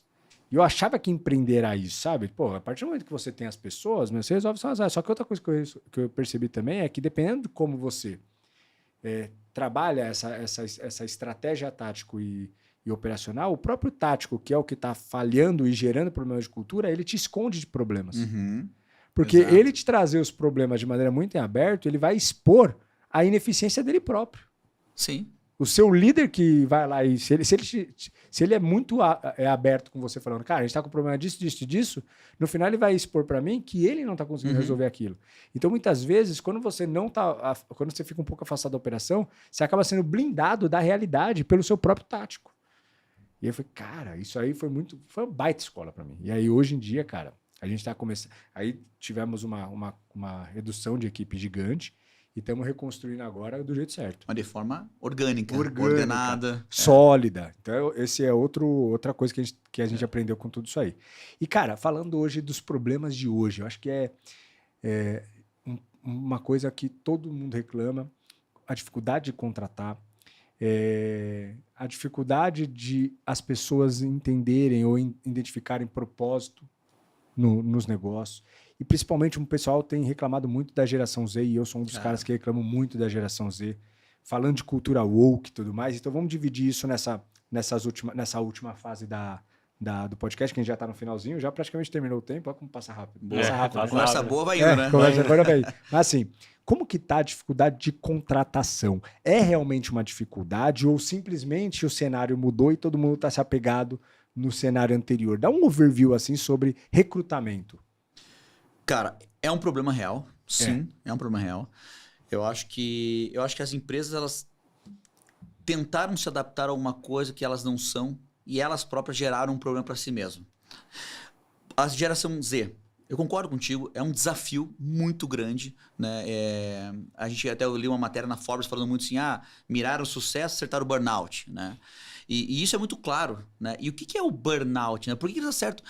Essas pessoas, a geração Z principalmente, que hoje, se for ver, boa parte do mercado de trabalho, a força de trabalho é a geração Z. E que vai aumentar ainda mais daqui a pouquinho. O trem tá a caminho. Exatamente. De aumentar. Eles estão, primeiro assim, aquela musculatura, aquele processo de resiliência que a gente tinha antigamente, não tem mais. Exato. Ou seja, o propósito de estar numa empresa, assim, você vê que esses caras ficam no máximo 1 ano. Por quê? Porque não vê propósito da empresa. Porque eles não querem se conectar naquela empresa. Tem ansiedade também de querer resultado muito rápido. Cara, crescimento rápido, né? Tem pessoa, na geração lá na Clima, em 3 meses, chamou o gestor e falou, pô, mas eu tô há 3 meses aqui, eu não ganhei um aumento. E assim, tipo, eu fiz uma entrega boa, eu não vou ganhar um aumento? Tipo, nossa. É um pouco assim. Eu acho essa ansiedade, eu acho que tudo isso ele gera grandes problemas. Tanto é que, se for ver, muitas empresas estão se posicionando em relação ao quê? Não contratamos geração Z. Ou estão substituindo o processo de IA para substituir a geração Z. Isso é realidade, está acontecendo agora. Sim. Então, esse é um processo que nos assusta um pouco. Porque, assim, quem tem que se adaptar será? Será que as empresas, de fato, elas estão preparadas para receber isso? Ou será que a geração Z precisa mudar um pouco, né? Virar a chavinha para algumas coisas? E será porque que a água vai bater na bunda deles. Vai cara. bater? Vai bater na bunda. Muitos estão morando com papai, mamãe, que eu entendo. E aí é um grande problema. Mas que daqui a pouco esses pais estão... Cara, pega uma idade... O pai da geração Z tá com o quê? 50, 60 anos. Então o quê? 20 anos? Tchau. Assim, na média. Sim. E aí o que vai acontecer com essa galera? Mas a dificuldade muito vem de casa também, eu acho, sabe? Sim. Essa super proteção. Eu falo que eu sou pai, tenho uma filha linda, maravilhosa, a Beatriz, de 8 anos, meu amor. Cara, eu sou muito firme com ela nas coisas. Eu deixo claro pra ela que, cara, a vida não é tudo que a gente quer. Exato. Você vai se frustrar. É isso. E você precisa entender. Saber lidar com o sofrimento. Chora, fica triste, mas você vai se frustrar. Tudo bem, é o caminho. É o aprendizado. Então, eu acho que muito nessa geração, os pais protegeram muito, ou protegem muito, passam a mão na cabeça. Tanto que quando houve um não do gestor, ou uma fala mais firme, cara, é burnout, ou sai da empresa, ou é gestão tóxica. Eu não tô aqui generalizando, acho que existe sim esse processo. A gente tem que cuidar muito, a gente trabalha com esse processo, né, com as empresas. Mas eu acho que é uma linha tênue. Aonde que é de fato tóxico ou onde de fato você está cobrando resultado? É isso. Né? Eu faço uma analogia... Cobrar resultado passou a ser tóxico. Exatamente. Eu faço uma analogia muito simples, né? Tipo, a geração dos baby boomers, né? Que foram os caras da pós Segunda Guerra Mundial, né? E tudo mais. Cara, eles tiveram uma vida muito sofrida, né? Meu pai foi despejado mais de 10 vezes. Caraca. Por não tinha dinheiro para pagar. Foi despejado pela própria família também. Tava alugando uma casa lá para ele, para minha avó e tal. Eles despejaram porque eles não conseguiam pagar. Então, assim, eles começaram a trabalhar muito cedo. A realidade era outra. Sim. E aí a minha geração já é uma geração também mais privilegiada. Você tem quantos anos? Eu tenho 29. 29. A mesma idade que eu, mais ou menos. 35, vai. Aham. É a mesma... Mesma Aí escola, os pais também falaram, cara, eu não vou dar pro meu filho a vida que eu tive, eu quero melhorar. Então a gente já teve umas regalias, já teve uma vida mais confortável. Estudo, foco em estudo. Exato, vai foca fazer já em estudo faculdade. e tal. Então, assim, a gente já começa a ter uma vida um pouco mais confortável, né? Claro, também eu tô falando de uma bolha, né? Sim. Mas existe também agora, a minha geração já são pais também. Sim. E cada vez vai piorando isso no sentido de proteção, que é o que o Ari estava falando, esse excesso de proteção. Mas eu acho que as empresas têm que olhar alguns caminhos aqui, né? A gente tem que olhar as virtudes também. Não é simplesmente, essa geração não funciona, a gente não vai contratar e ponto final. Sim. Eu acho que é ter um meio do caminho e acho que a geração também precisa entender porque ela é uma geração privilegiada. Cara, eles já têm tudo com 17 anos, 18 anos. Não passa necessidade. Então, eles não estão olhando para a empresa com base no salário, que é o que o Ari falou. A geração foi a Millennial que mirou no sucesso, acertou o burnout. É que, tipo, cara, eu vou entregar resultado, vou trabalhar e vou ser recompensado por isso, né? A geração Z, ela não olha pro dinheiro agora, porque, cara, ele não passa fome. Ele não precisa. Né? Ele não passa fome, ele não precisa disso. Então ele tá ele olhando na empresa, né? Não precisa construir carreira. Né? Ele tá olhando para outra coisa. Mas eu acho que vai chegar um momento que, cara, essa geração ela vai levar umas pancadas, ela vai sofrer. O aprendizado, essa curva de aprendizado vai ser mais longa, sabe? Porque eles vão ter que sair de várias empresas, vai rodar. Cara, você vê profissional de, tipo, na minha idade, de 29 anos, e o cara, tipo, quer um reconhecimento rápido. Não quer trabalhar o tanto que tem que trabalhar. Que os adultos hoje ainda eles estão pré-adolescentes. Eu comparo a maturidade para a vida de crianças de 15 anos. Sabe aquela criança de 15 anos que tá aprendendo a lidar com a frustração, sonhando com a vida adulta, só que eu tô vendo um cara de 25 fazendo isso. Sim, cara, sabe? Tem um caso, a minha namorada é nutricionista, aí ela contou um caso, cara, que teve uma mulher que foi fazer um exame lá, foi tomar uma injeção, cara. E aí tinha um cara mais velho do lado dela e tal. E ela foi tomar uma injeção, e aí a pessoa falou, o seu pai vai junto e tal? Ela falou, não, seu marido vai junto? Ela falou, não, ele é meu pai. Tipo, cara, ela tinha 30 anos e ela levou o pai pra tomar injeção. Foi lá, tipo, levou a injeção mesmo, na frente do pai, cara. E uma coisa que tá acontecendo também, muito do que você tá falando dessa imaturidade aí, né, longeva, né? Sim. As pessoas estão levando os pais, cara, pra entrevista de trabalho. Acontece muito lá na empresa. Tipo, cara... Muito. Mas levar pai pra entrevista não era nem tão grave. Porque até então, às vezes, eles saíram juntos, na minha concepção, tá? Faz sentido, claro. Ele falou, não, vamos lá. Eu dou uma carona e... Só que, cara, tem gente pedindo pro pai entrar na entrevista. Então, é isso que eu queria dizer. Tipo, ele cara, pode ir junto? Eu falei, não, peraí, não. Mas você concorda comigo? Daí, essa proteção, cara, dos dois lados. A empresa, ela tem que também ter um limite. Não, mas essa pessoa já cortou, essa pessoa nem passa na entrevista. Cara. Exatamente. Como assim? Mas entrar na entrevista? A gente já teve pessoas pedindo pra que... Olha só. E o pai vai, e assim... o pai se intromete. O que eu questiono é isso. O pai, ele não tipo, filho, você tem que ir. Não, ele não protege. O problema é o pai. O pai. Eu lembro que essa entrevista eu fui fazer... E aí eu falei, vamos lá, tudo bem? Oi, tudo bem? Tudo bem? Aí não tinha entendido direito. Ela, minha mãe tava comigo, tudo bem. Falei, vamos lá. E chamei a menina pra ir pra sala. Minha mãe foi junto. Aí ela perguntou assim, minha mãe pode ir junto? Eu falei, pra entrevista? Aí ela, eu falei, não, prefiro fazer só com você. Ela, não, mas deixa eu ir, eu não vou atrapalhar. A mãe falou que não ia atrapalhar e insistiu. Todo filho é isso. especial. Promove, é isso que eles tratam. Meu filho é eu falei, diferente. não, eu preciso fazer entrevista só com ela, tal, pra gente ter essa comunicação tranquila. E aí, cara, a mãe não gostou. E lógico que a gente não contratou. Mas eu acredito, assim, fielmente que tudo é um ciclo. Né? Eu acho que se eu for olhar para a vida ela vai dar um jeito de modelar a realidade. Naturalmente as coisas vão se encaixando. Porque você imagina, se a gente tiver essa filosofia da geração Z, que daqui a, sei lá, 15 anos, 20 anos, esses caras a princípio deveriam estar o quê? Nas posições de liderança das empresas. Ou assumindo empresas, ou enfim. E se tiver essa mentalidade que eu não estou construindo nada até chegar lá, como que as empresas vão ficar daqui 15, 20, 30 anos, talvez? Quem que vai empreender? Quem que vai liderar as empresas? É isso. É um pouco assustador. Por isso que eu acredito muito que o meio, ele vai organizando as coisas e a gente vai aprendendo talvez da forma mais difícil, né? Mas a gente vai organizando e a coisa vai... Igual, por exemplo, eu sou pai, olho para minha filha, eu já olho o que está acontecendo aqui, eu falo, não, peraí, tá errado. Eu tento já moldar um pouquinho isso. diferente alguma coisa. E eu não sou o único, eu vejo vários amigos meus, tudo a mesma visão. Né? Pô, vamos lá, vamos moldar, porque peraí, a gente tá se perdendo um pouco aqui. E a gente vai meio que calibrando. Então, se torna cíclico, né? Eu acho que muita coisa a gente aprendeu, muita coisa tá certa, a gente não pode ter um retrocesso. Mas eu acho que a gente também não pode romantizar as coisas, né? Cara, é difícil. Eu tô com a minha bebezinha pra fazer 1 ano de idade. E eu sempre falei assim, cara, quando eu tiver meu filho, eu vou ser duro com ele. Só que é difícil ser duro. É difícil. Também, então dá pra entender também essa geração dos pais que estragaram. Porque a gente apanhava muito, você vê, por essa galera, né? Os pais tiveram uma criação sem amor, sem afeto. Amor sim, mas sem afeto, né? Que é uma coisa muito importante. Dura, né? Batendo. E aí sentiu falta, falou, não vou errar assim com meu filho e acabou errando a mão. É o efeito pêndulo. Tava muito pra cá, eles corrigiram, mas pela própria gravidade ele acabou indo pro outro lado. Então eu acho que o caminho é o equilíbrio. Mas é muito difícil você ser duro com criança mesmo. Principalmente, a minha pequenininha, eu brigo com ela, cara, ela olha pra mim, dá uma risadinha, dá vontade de... Acabou, né? Se amolece na hora, mas o coração amolece, mas você tem que manter lá a posição, porque, cara, senão você constrói uma bomba relógio. Mas eu confesso, quando eu, às vezes sou firme e tudo, por exemplo, nunca bati na filha e acho que a agressão não faz sentido. Sim. Mas fala firme, né? Quando eu falo firme, ela olha pra mim com uma carinha assim, às vezes fica... Aí eu canto, olho pra minha esposa já tá com o coração, cara, estourando. Eu ali, assim, me segurando. Não, cara, o coração derrete. Olha, como é doído, muito cara. difícil. E eu falei, eu tenho que ser firme, vou lá, mostro. Isso é amor. E eu tô assim, por dentro, cara, eu tô me destruindo. Mas eu sei que é bom pra ela. É isso. Talvez amor hoje ela não entenda. É você fazer o que tem que ser feito. Cara, isso é a verdadeira... Porque assim, quando o pai não consegue fazer o que tem que ser feito pelo filho, é mais um problema do pai do que do filho, cara.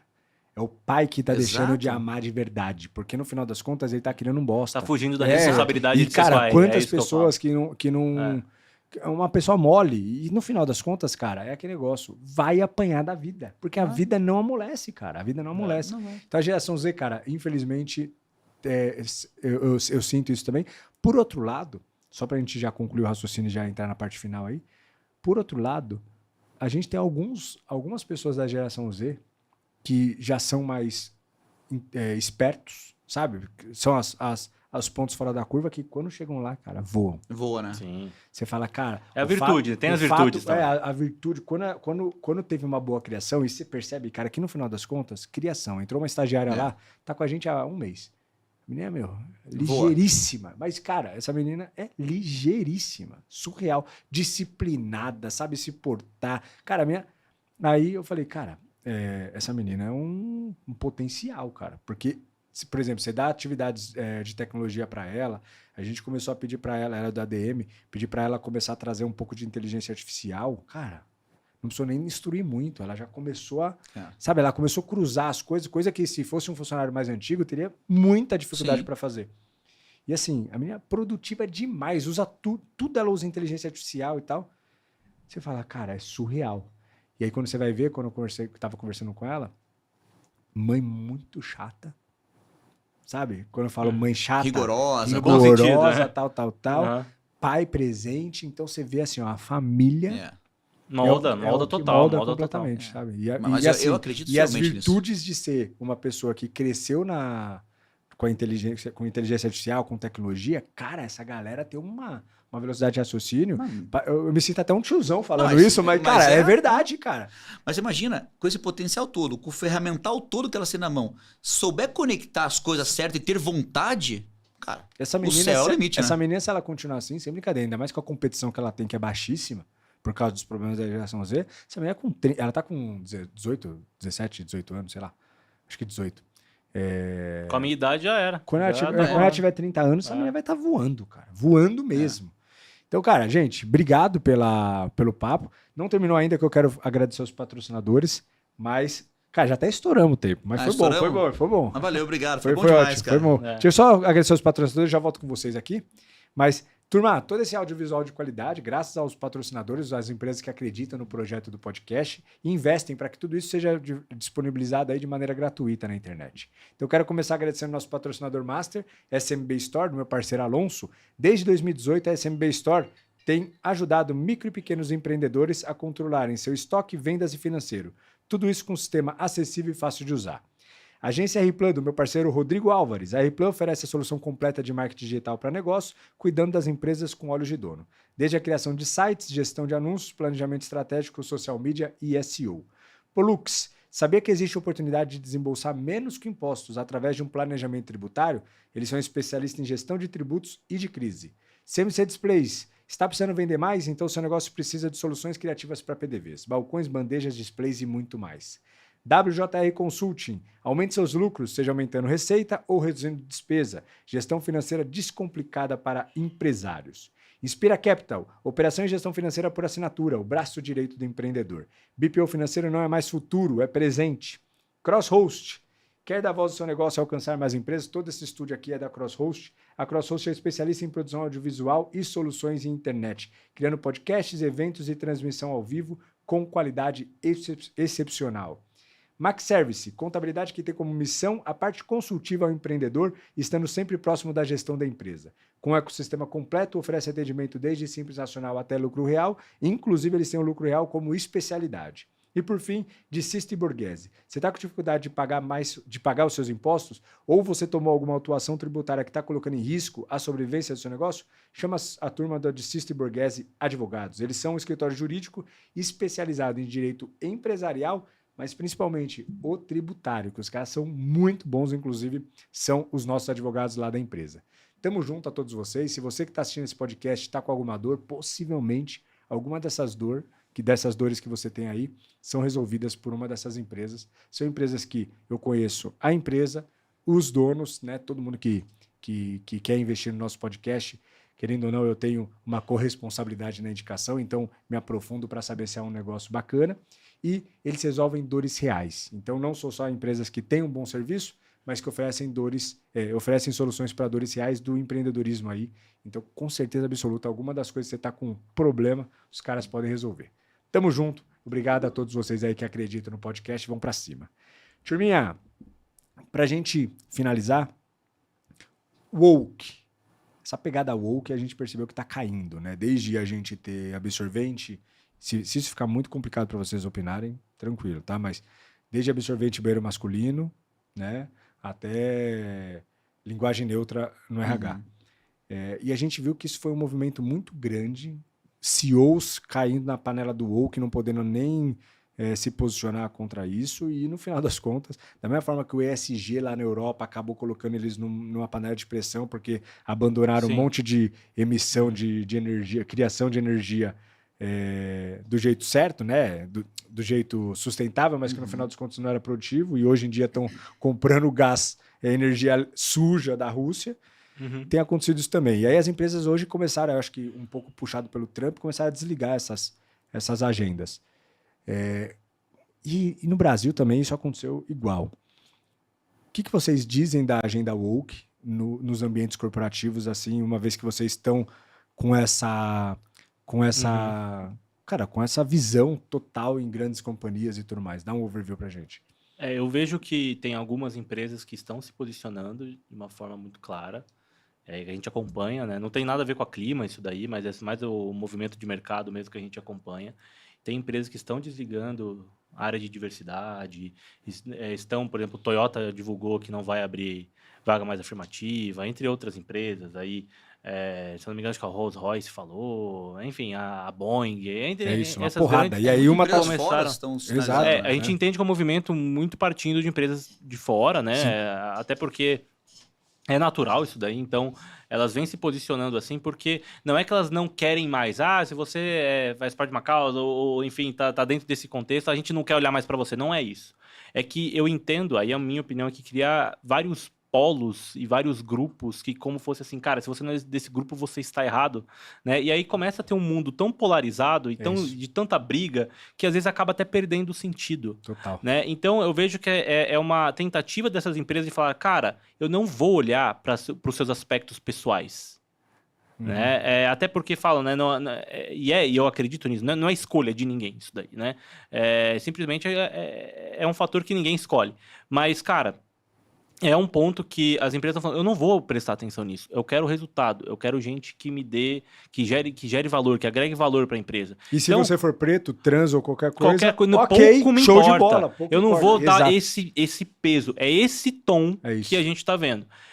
Aqui no Brasil, cara, eu confesso que eu não tenho uma resposta clara, porque eu quero ver isso acontecer, vendo como é que vai ser. Porque o Brasil ainda tem essa cultura muito forte disso, né? Essa agenda ela é muito forte aqui, né? E aí pode cair num erro de interpretação das próprias pessoas de se revoltarem com uma empresa que vai levantar uma bandeira assim. Sim. Porque vai sair a manchete, vai ter tudo tendencioso. E que vai parecer que pronto, a partir de agora a gente não apoia mais movimentos de minoria. Exato. Muito pelo contrário. Eu só não quero colocar isso como uma pauta. Como uma evidência. Cara, porque realmente, pra mim eu falo assim, o preconceito ele existe quando você coloca muita atenção nisso. Porque é o ponto. Cara, pouco me importa tua raça, cor, orientação sexual. E no final mesmo, pouco importa mesmo. Você me entrega, né? Claro cara, que existe racismo, existe preconceito pra cacete no Brasil, cara. E no mundo todo. Mas quando você age por essa forma, né, meio que a forceps, no final eu sinto que isso não trata preconceito. Sim, eu falo que a grande evolução do... Isso eu acho até ele pode ressaltar muitas vezes, né? Como o Rafa trouxe. Por causa da polarização. Nichos, exatamente. O que eu acredito, assim, de forma bem simples, né? E o que eu aplico para minha vida, né? E eu concordo contigo. Acho que existe ainda preconceito, tem um monte de desigualdades que a gente tem que lutar e tem que... Mas eu acho que a gente foi para um lado muito extremo. E independente do lado que for, o extremo sempre é prejudicial. É isso. Sempre será. Eu acho que a gente tem que olhar hoje, de fato, para todos os aspectos, o ser humano. Né? Então, assim, o ser humano, cara, não interessa a opção dele, a gente tem que respeitar. A minha vida, quem determina o caminho sou eu. É isso. Né? Você é sua e tudo mais. E, cara, e a gente tem nossas diferenças e muito dessas diferenças nos completam. Né? Então, eu acho que as empresas, e o que a gente faz muito na Clima especificamente, né? A gente olha pessoas. A gente respeita todas as pessoas. A gente respeita o ser humano. Né? A gente já várias perguntas assim. Eu já até recebi um colega meu. Vocês contratam todos? Eu falei, o que é todos? É isso aí. O que é todos? Eu contrato todas as pessoas, ou todos o ser humano. Eu contrato pessoas. Eu senti o sarcasmo. Falei, cara, pouco me importa essa relação aí que o Rafa colocou. A gente tem que respeitar as pessoas. Sim. E aquele negócio, cara, é resultado. As empresas não estão aqui, é um propósito, é resultado. Não é uma brincadeira, não é uma ONG. Não é brincadeira. Eu falo que a evolução é a evolução das pessoas mesmo, né? É a união e a composição das diferenças. É isso. Você precisa unir, mas você também precisa compor. Total. Exatamente. Né? E respeitar... E é isso, cara. Não colocar em evidência como se fosse briga polarizada, sabe?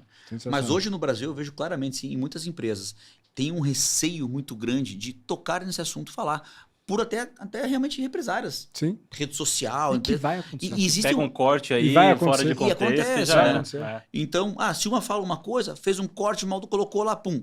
Todo mundo contra aquela empresa. Não, mas peraí. Né? Teve, igual a gente vê movimentos claros acontecendo, muitas empresas saindo do formato híbrido e entrando no presencial. Olha os comentários. A Dell foi uma agora que sinalizou, né? Outras. Mas a sensação que eu tenho é assim: uma hora o povo vai se revoltando e meio que a opinião coletiva vai se moldando. Da mesma forma que aconteceu forte essa opinião coletiva de todas as empresas sobre home office a 100%, ou esse híbrido quase 100%, mais home office do que presencial, já não está funcionando mais, todos ficaram meio que com essa opinião represada, até que um falou, todos foram atrás. Isso. Eu sinto que vai acontecer um movimento muito parecido com a agenda woke. Quando o primeiro sinalizar, que é o que está acontecendo nos Estados Unidos. Mas isso aqui bastou um levantar a mão, porque aí fala, puta, vamos aproveitar o bonde. Sente confiança. Mas isso aqui no Brasil, a gente vê nas empresas que a gente atende, esse movimento da questão do híbrido já está acontecendo. Já está acontecendo. E tanto é que tem estudos que dizem que até 2026, pelo menos 90% das empresas estão no 100% presencial. Né? Lógico, cada negócio tem suas particularidades. Tem negócio que permite isso, tem negócio eu sempre provoco, desde o começo da pandemia, eu falei, não existe novo normal, cara, porque senão o júnior não se desenvolve, o pleno não se desenvolve, e no final nada como a interação. Mas o rendimento é maior. Amigão, pode até ser, mas no final das contas, no longo prazo, a empresa perde. E principalmente, cara, muitas pessoas que eu vejo defendendo home office, falando de pessoas próximas, tá? Que são CLTs e tudo mais, defendem home office por comodismo. Vai fazer a unha no meio da semana, fazendo compras no supermercado numa terça-tarde. Ah, não, mas qualquer coisa eu tô disponível. Eu tô com o celular aqui, né? Isso aqui, mano, isso aí é um 71 gigantesco, cara. Sim, Sempre fui sim. contra isso aí. Mas, enfim. No final, a realidade impera, que é o que tá acontecendo. Mas, galera, muitíssimo Show de obrigado. bola. Rafa, valeu. Alexandre. Valeu. Opa, valeu. Cara, agora nos próximos... Daqui uns 2 meses eu quero começar um movimento aqui no Além do CNPJ de podcast com tema. Diferente de só entrevista. Também entrevistas também, mas com tema. Mas pra gente falar, pra trazer temas. Pô, vamos falar de inteligência artificial, vamos falar de pessoas. Quando a gente for colocar o tema de pessoas... Cultura, marca e tudo mais, empregadora. faço questão de vocês Boa. serem uma das pessoas que vão estar por aqui. Aí vão ter 4 pessoas, a gente coloca mais uma aqui e a gente bate esse Cara, papo. vai ser um prazer. Que aí Conta com a gente, com aí eu vou certeza. puxar a pergunta da galera do Instagram e vou trazer esse papo pra cá. Até Legal. aproveitando para fazer um gancho aí para a galera que está assistindo a gente, fazer o nosso jabá aí de seguir a Clima nas redes sociais. Aqui embaixo, inclusive, vai ter todo. A gente vai colocar os links. Boa. Já segue aqui, ó, Clima. Aqui Clima embaixo. Comunicação, LinkedIn, segue o Alexandre também, Alexandre Humphrey, também coloca ali Já aí embaixo também, que ele vai estar compartilhando alguns Segue o conteúdos Rafa aí também, também. né? Segue os Sou dois. eu, Segue os Rafael, dois.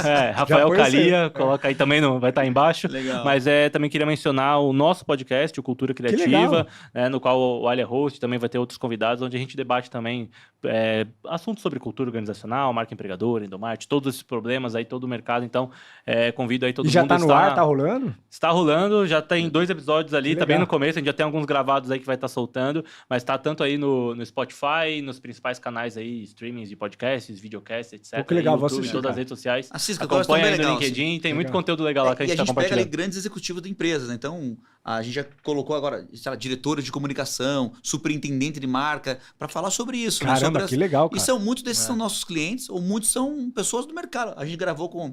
Né, A gente gravou com o Alex, o gerente do Grupo Boticário. Boticário. do Gravamos agora com o de gerente da cultura. Petrobras, da parte de comunicação. Que legal. Então são assuntos muito legais e realidades muito distintas que a gente consegue debater, gerar. E isso traz muitos inputs, muitos insights Exato, legais, insight pra cara. caramba. Vou Super assistir. legal, muito sabe? Cara, é um podcast que eu vou colocar na minha lista, com certeza. Tá no Spotify, tá no YouTube. Tá, lá, Spotify, todos os canais aí, dá até pra ouvir no LinkedIn, a gente solta alguns cortes também, tá começando, e eu vejo muito potencial aí, a gente trabalhar bem esse conteúdo, porque a gente precisa colocar a cultura organizacional na cadeira do C-Level, Total. né? Precisa ser conversado sobre isso, comunicação interna tem que sim ter cadeira também, tem que ter lugar nessa pauta da diretoria, do C-Level também, porque são profissionais que são renegados, né, pela diretoria, Sim. e a gente precisa realmente colocar isso em evidência para mostrar que, cara, endomarketing, comunicação interna, cultura, marca empregadora tem sim impacto e resultado aí Parabéns, financeiro. mano. pras Parabéns. É um tema, eu acho que relevante. Sim. É o que eu falei. Vocês estão resolvendo, hoje vocês têm solução para uma dor que é latente no mercado, cara. Por isso que eu falo, cara, gente e cultura, pessoas e cultura, são dores assim padronizadas no universo corporativo e no universo empreendedor. Com Então, certeza. legal pra caramba o papo, gostei pra caramba do episódio. Mais uma vez, obrigado. Valeu. Tamo de bola. junto. Cara, e obrigado pelo convite. Foi um prazer aqui Não, vai- participar. e vamos A gente ter sabe- outro, hein? Vamos, cara. Vamos ter Portas outro. sempre abertas. Inclusive, depois a gente até pode chamar você um pouquinho lá no nosso também. Legal, cara. A gente conecta alguns assuntos bem legais. E, Bacana. cara, obrigado pelo convite. É um prazer. Né? E, cara, sucesso aqui no Além do CNPJ. Cara, um podcast fantástico, provocativo, muito legal. Legal. Cara, sucesso sempre aí. Obrigado Tamo pelo junto. convite. Sucesso. Valeu, gente. Obrigado. E galera, você que ficou aqui até o final, obrigado. Aqui embaixo tem vários botõezinhos, clique em todos para engajar. Se isso faz sentido, se o que a gente conversou aqui faz sentido para você, mas mais que isso, para alguém que você conhece, para o seu sócio e tudo mais, compartilha também, mostrando esse podcast e trazendo esse episódio aí para a tua turma. E sucesso. Obrigado, até a próxima. Valeu! Valeu!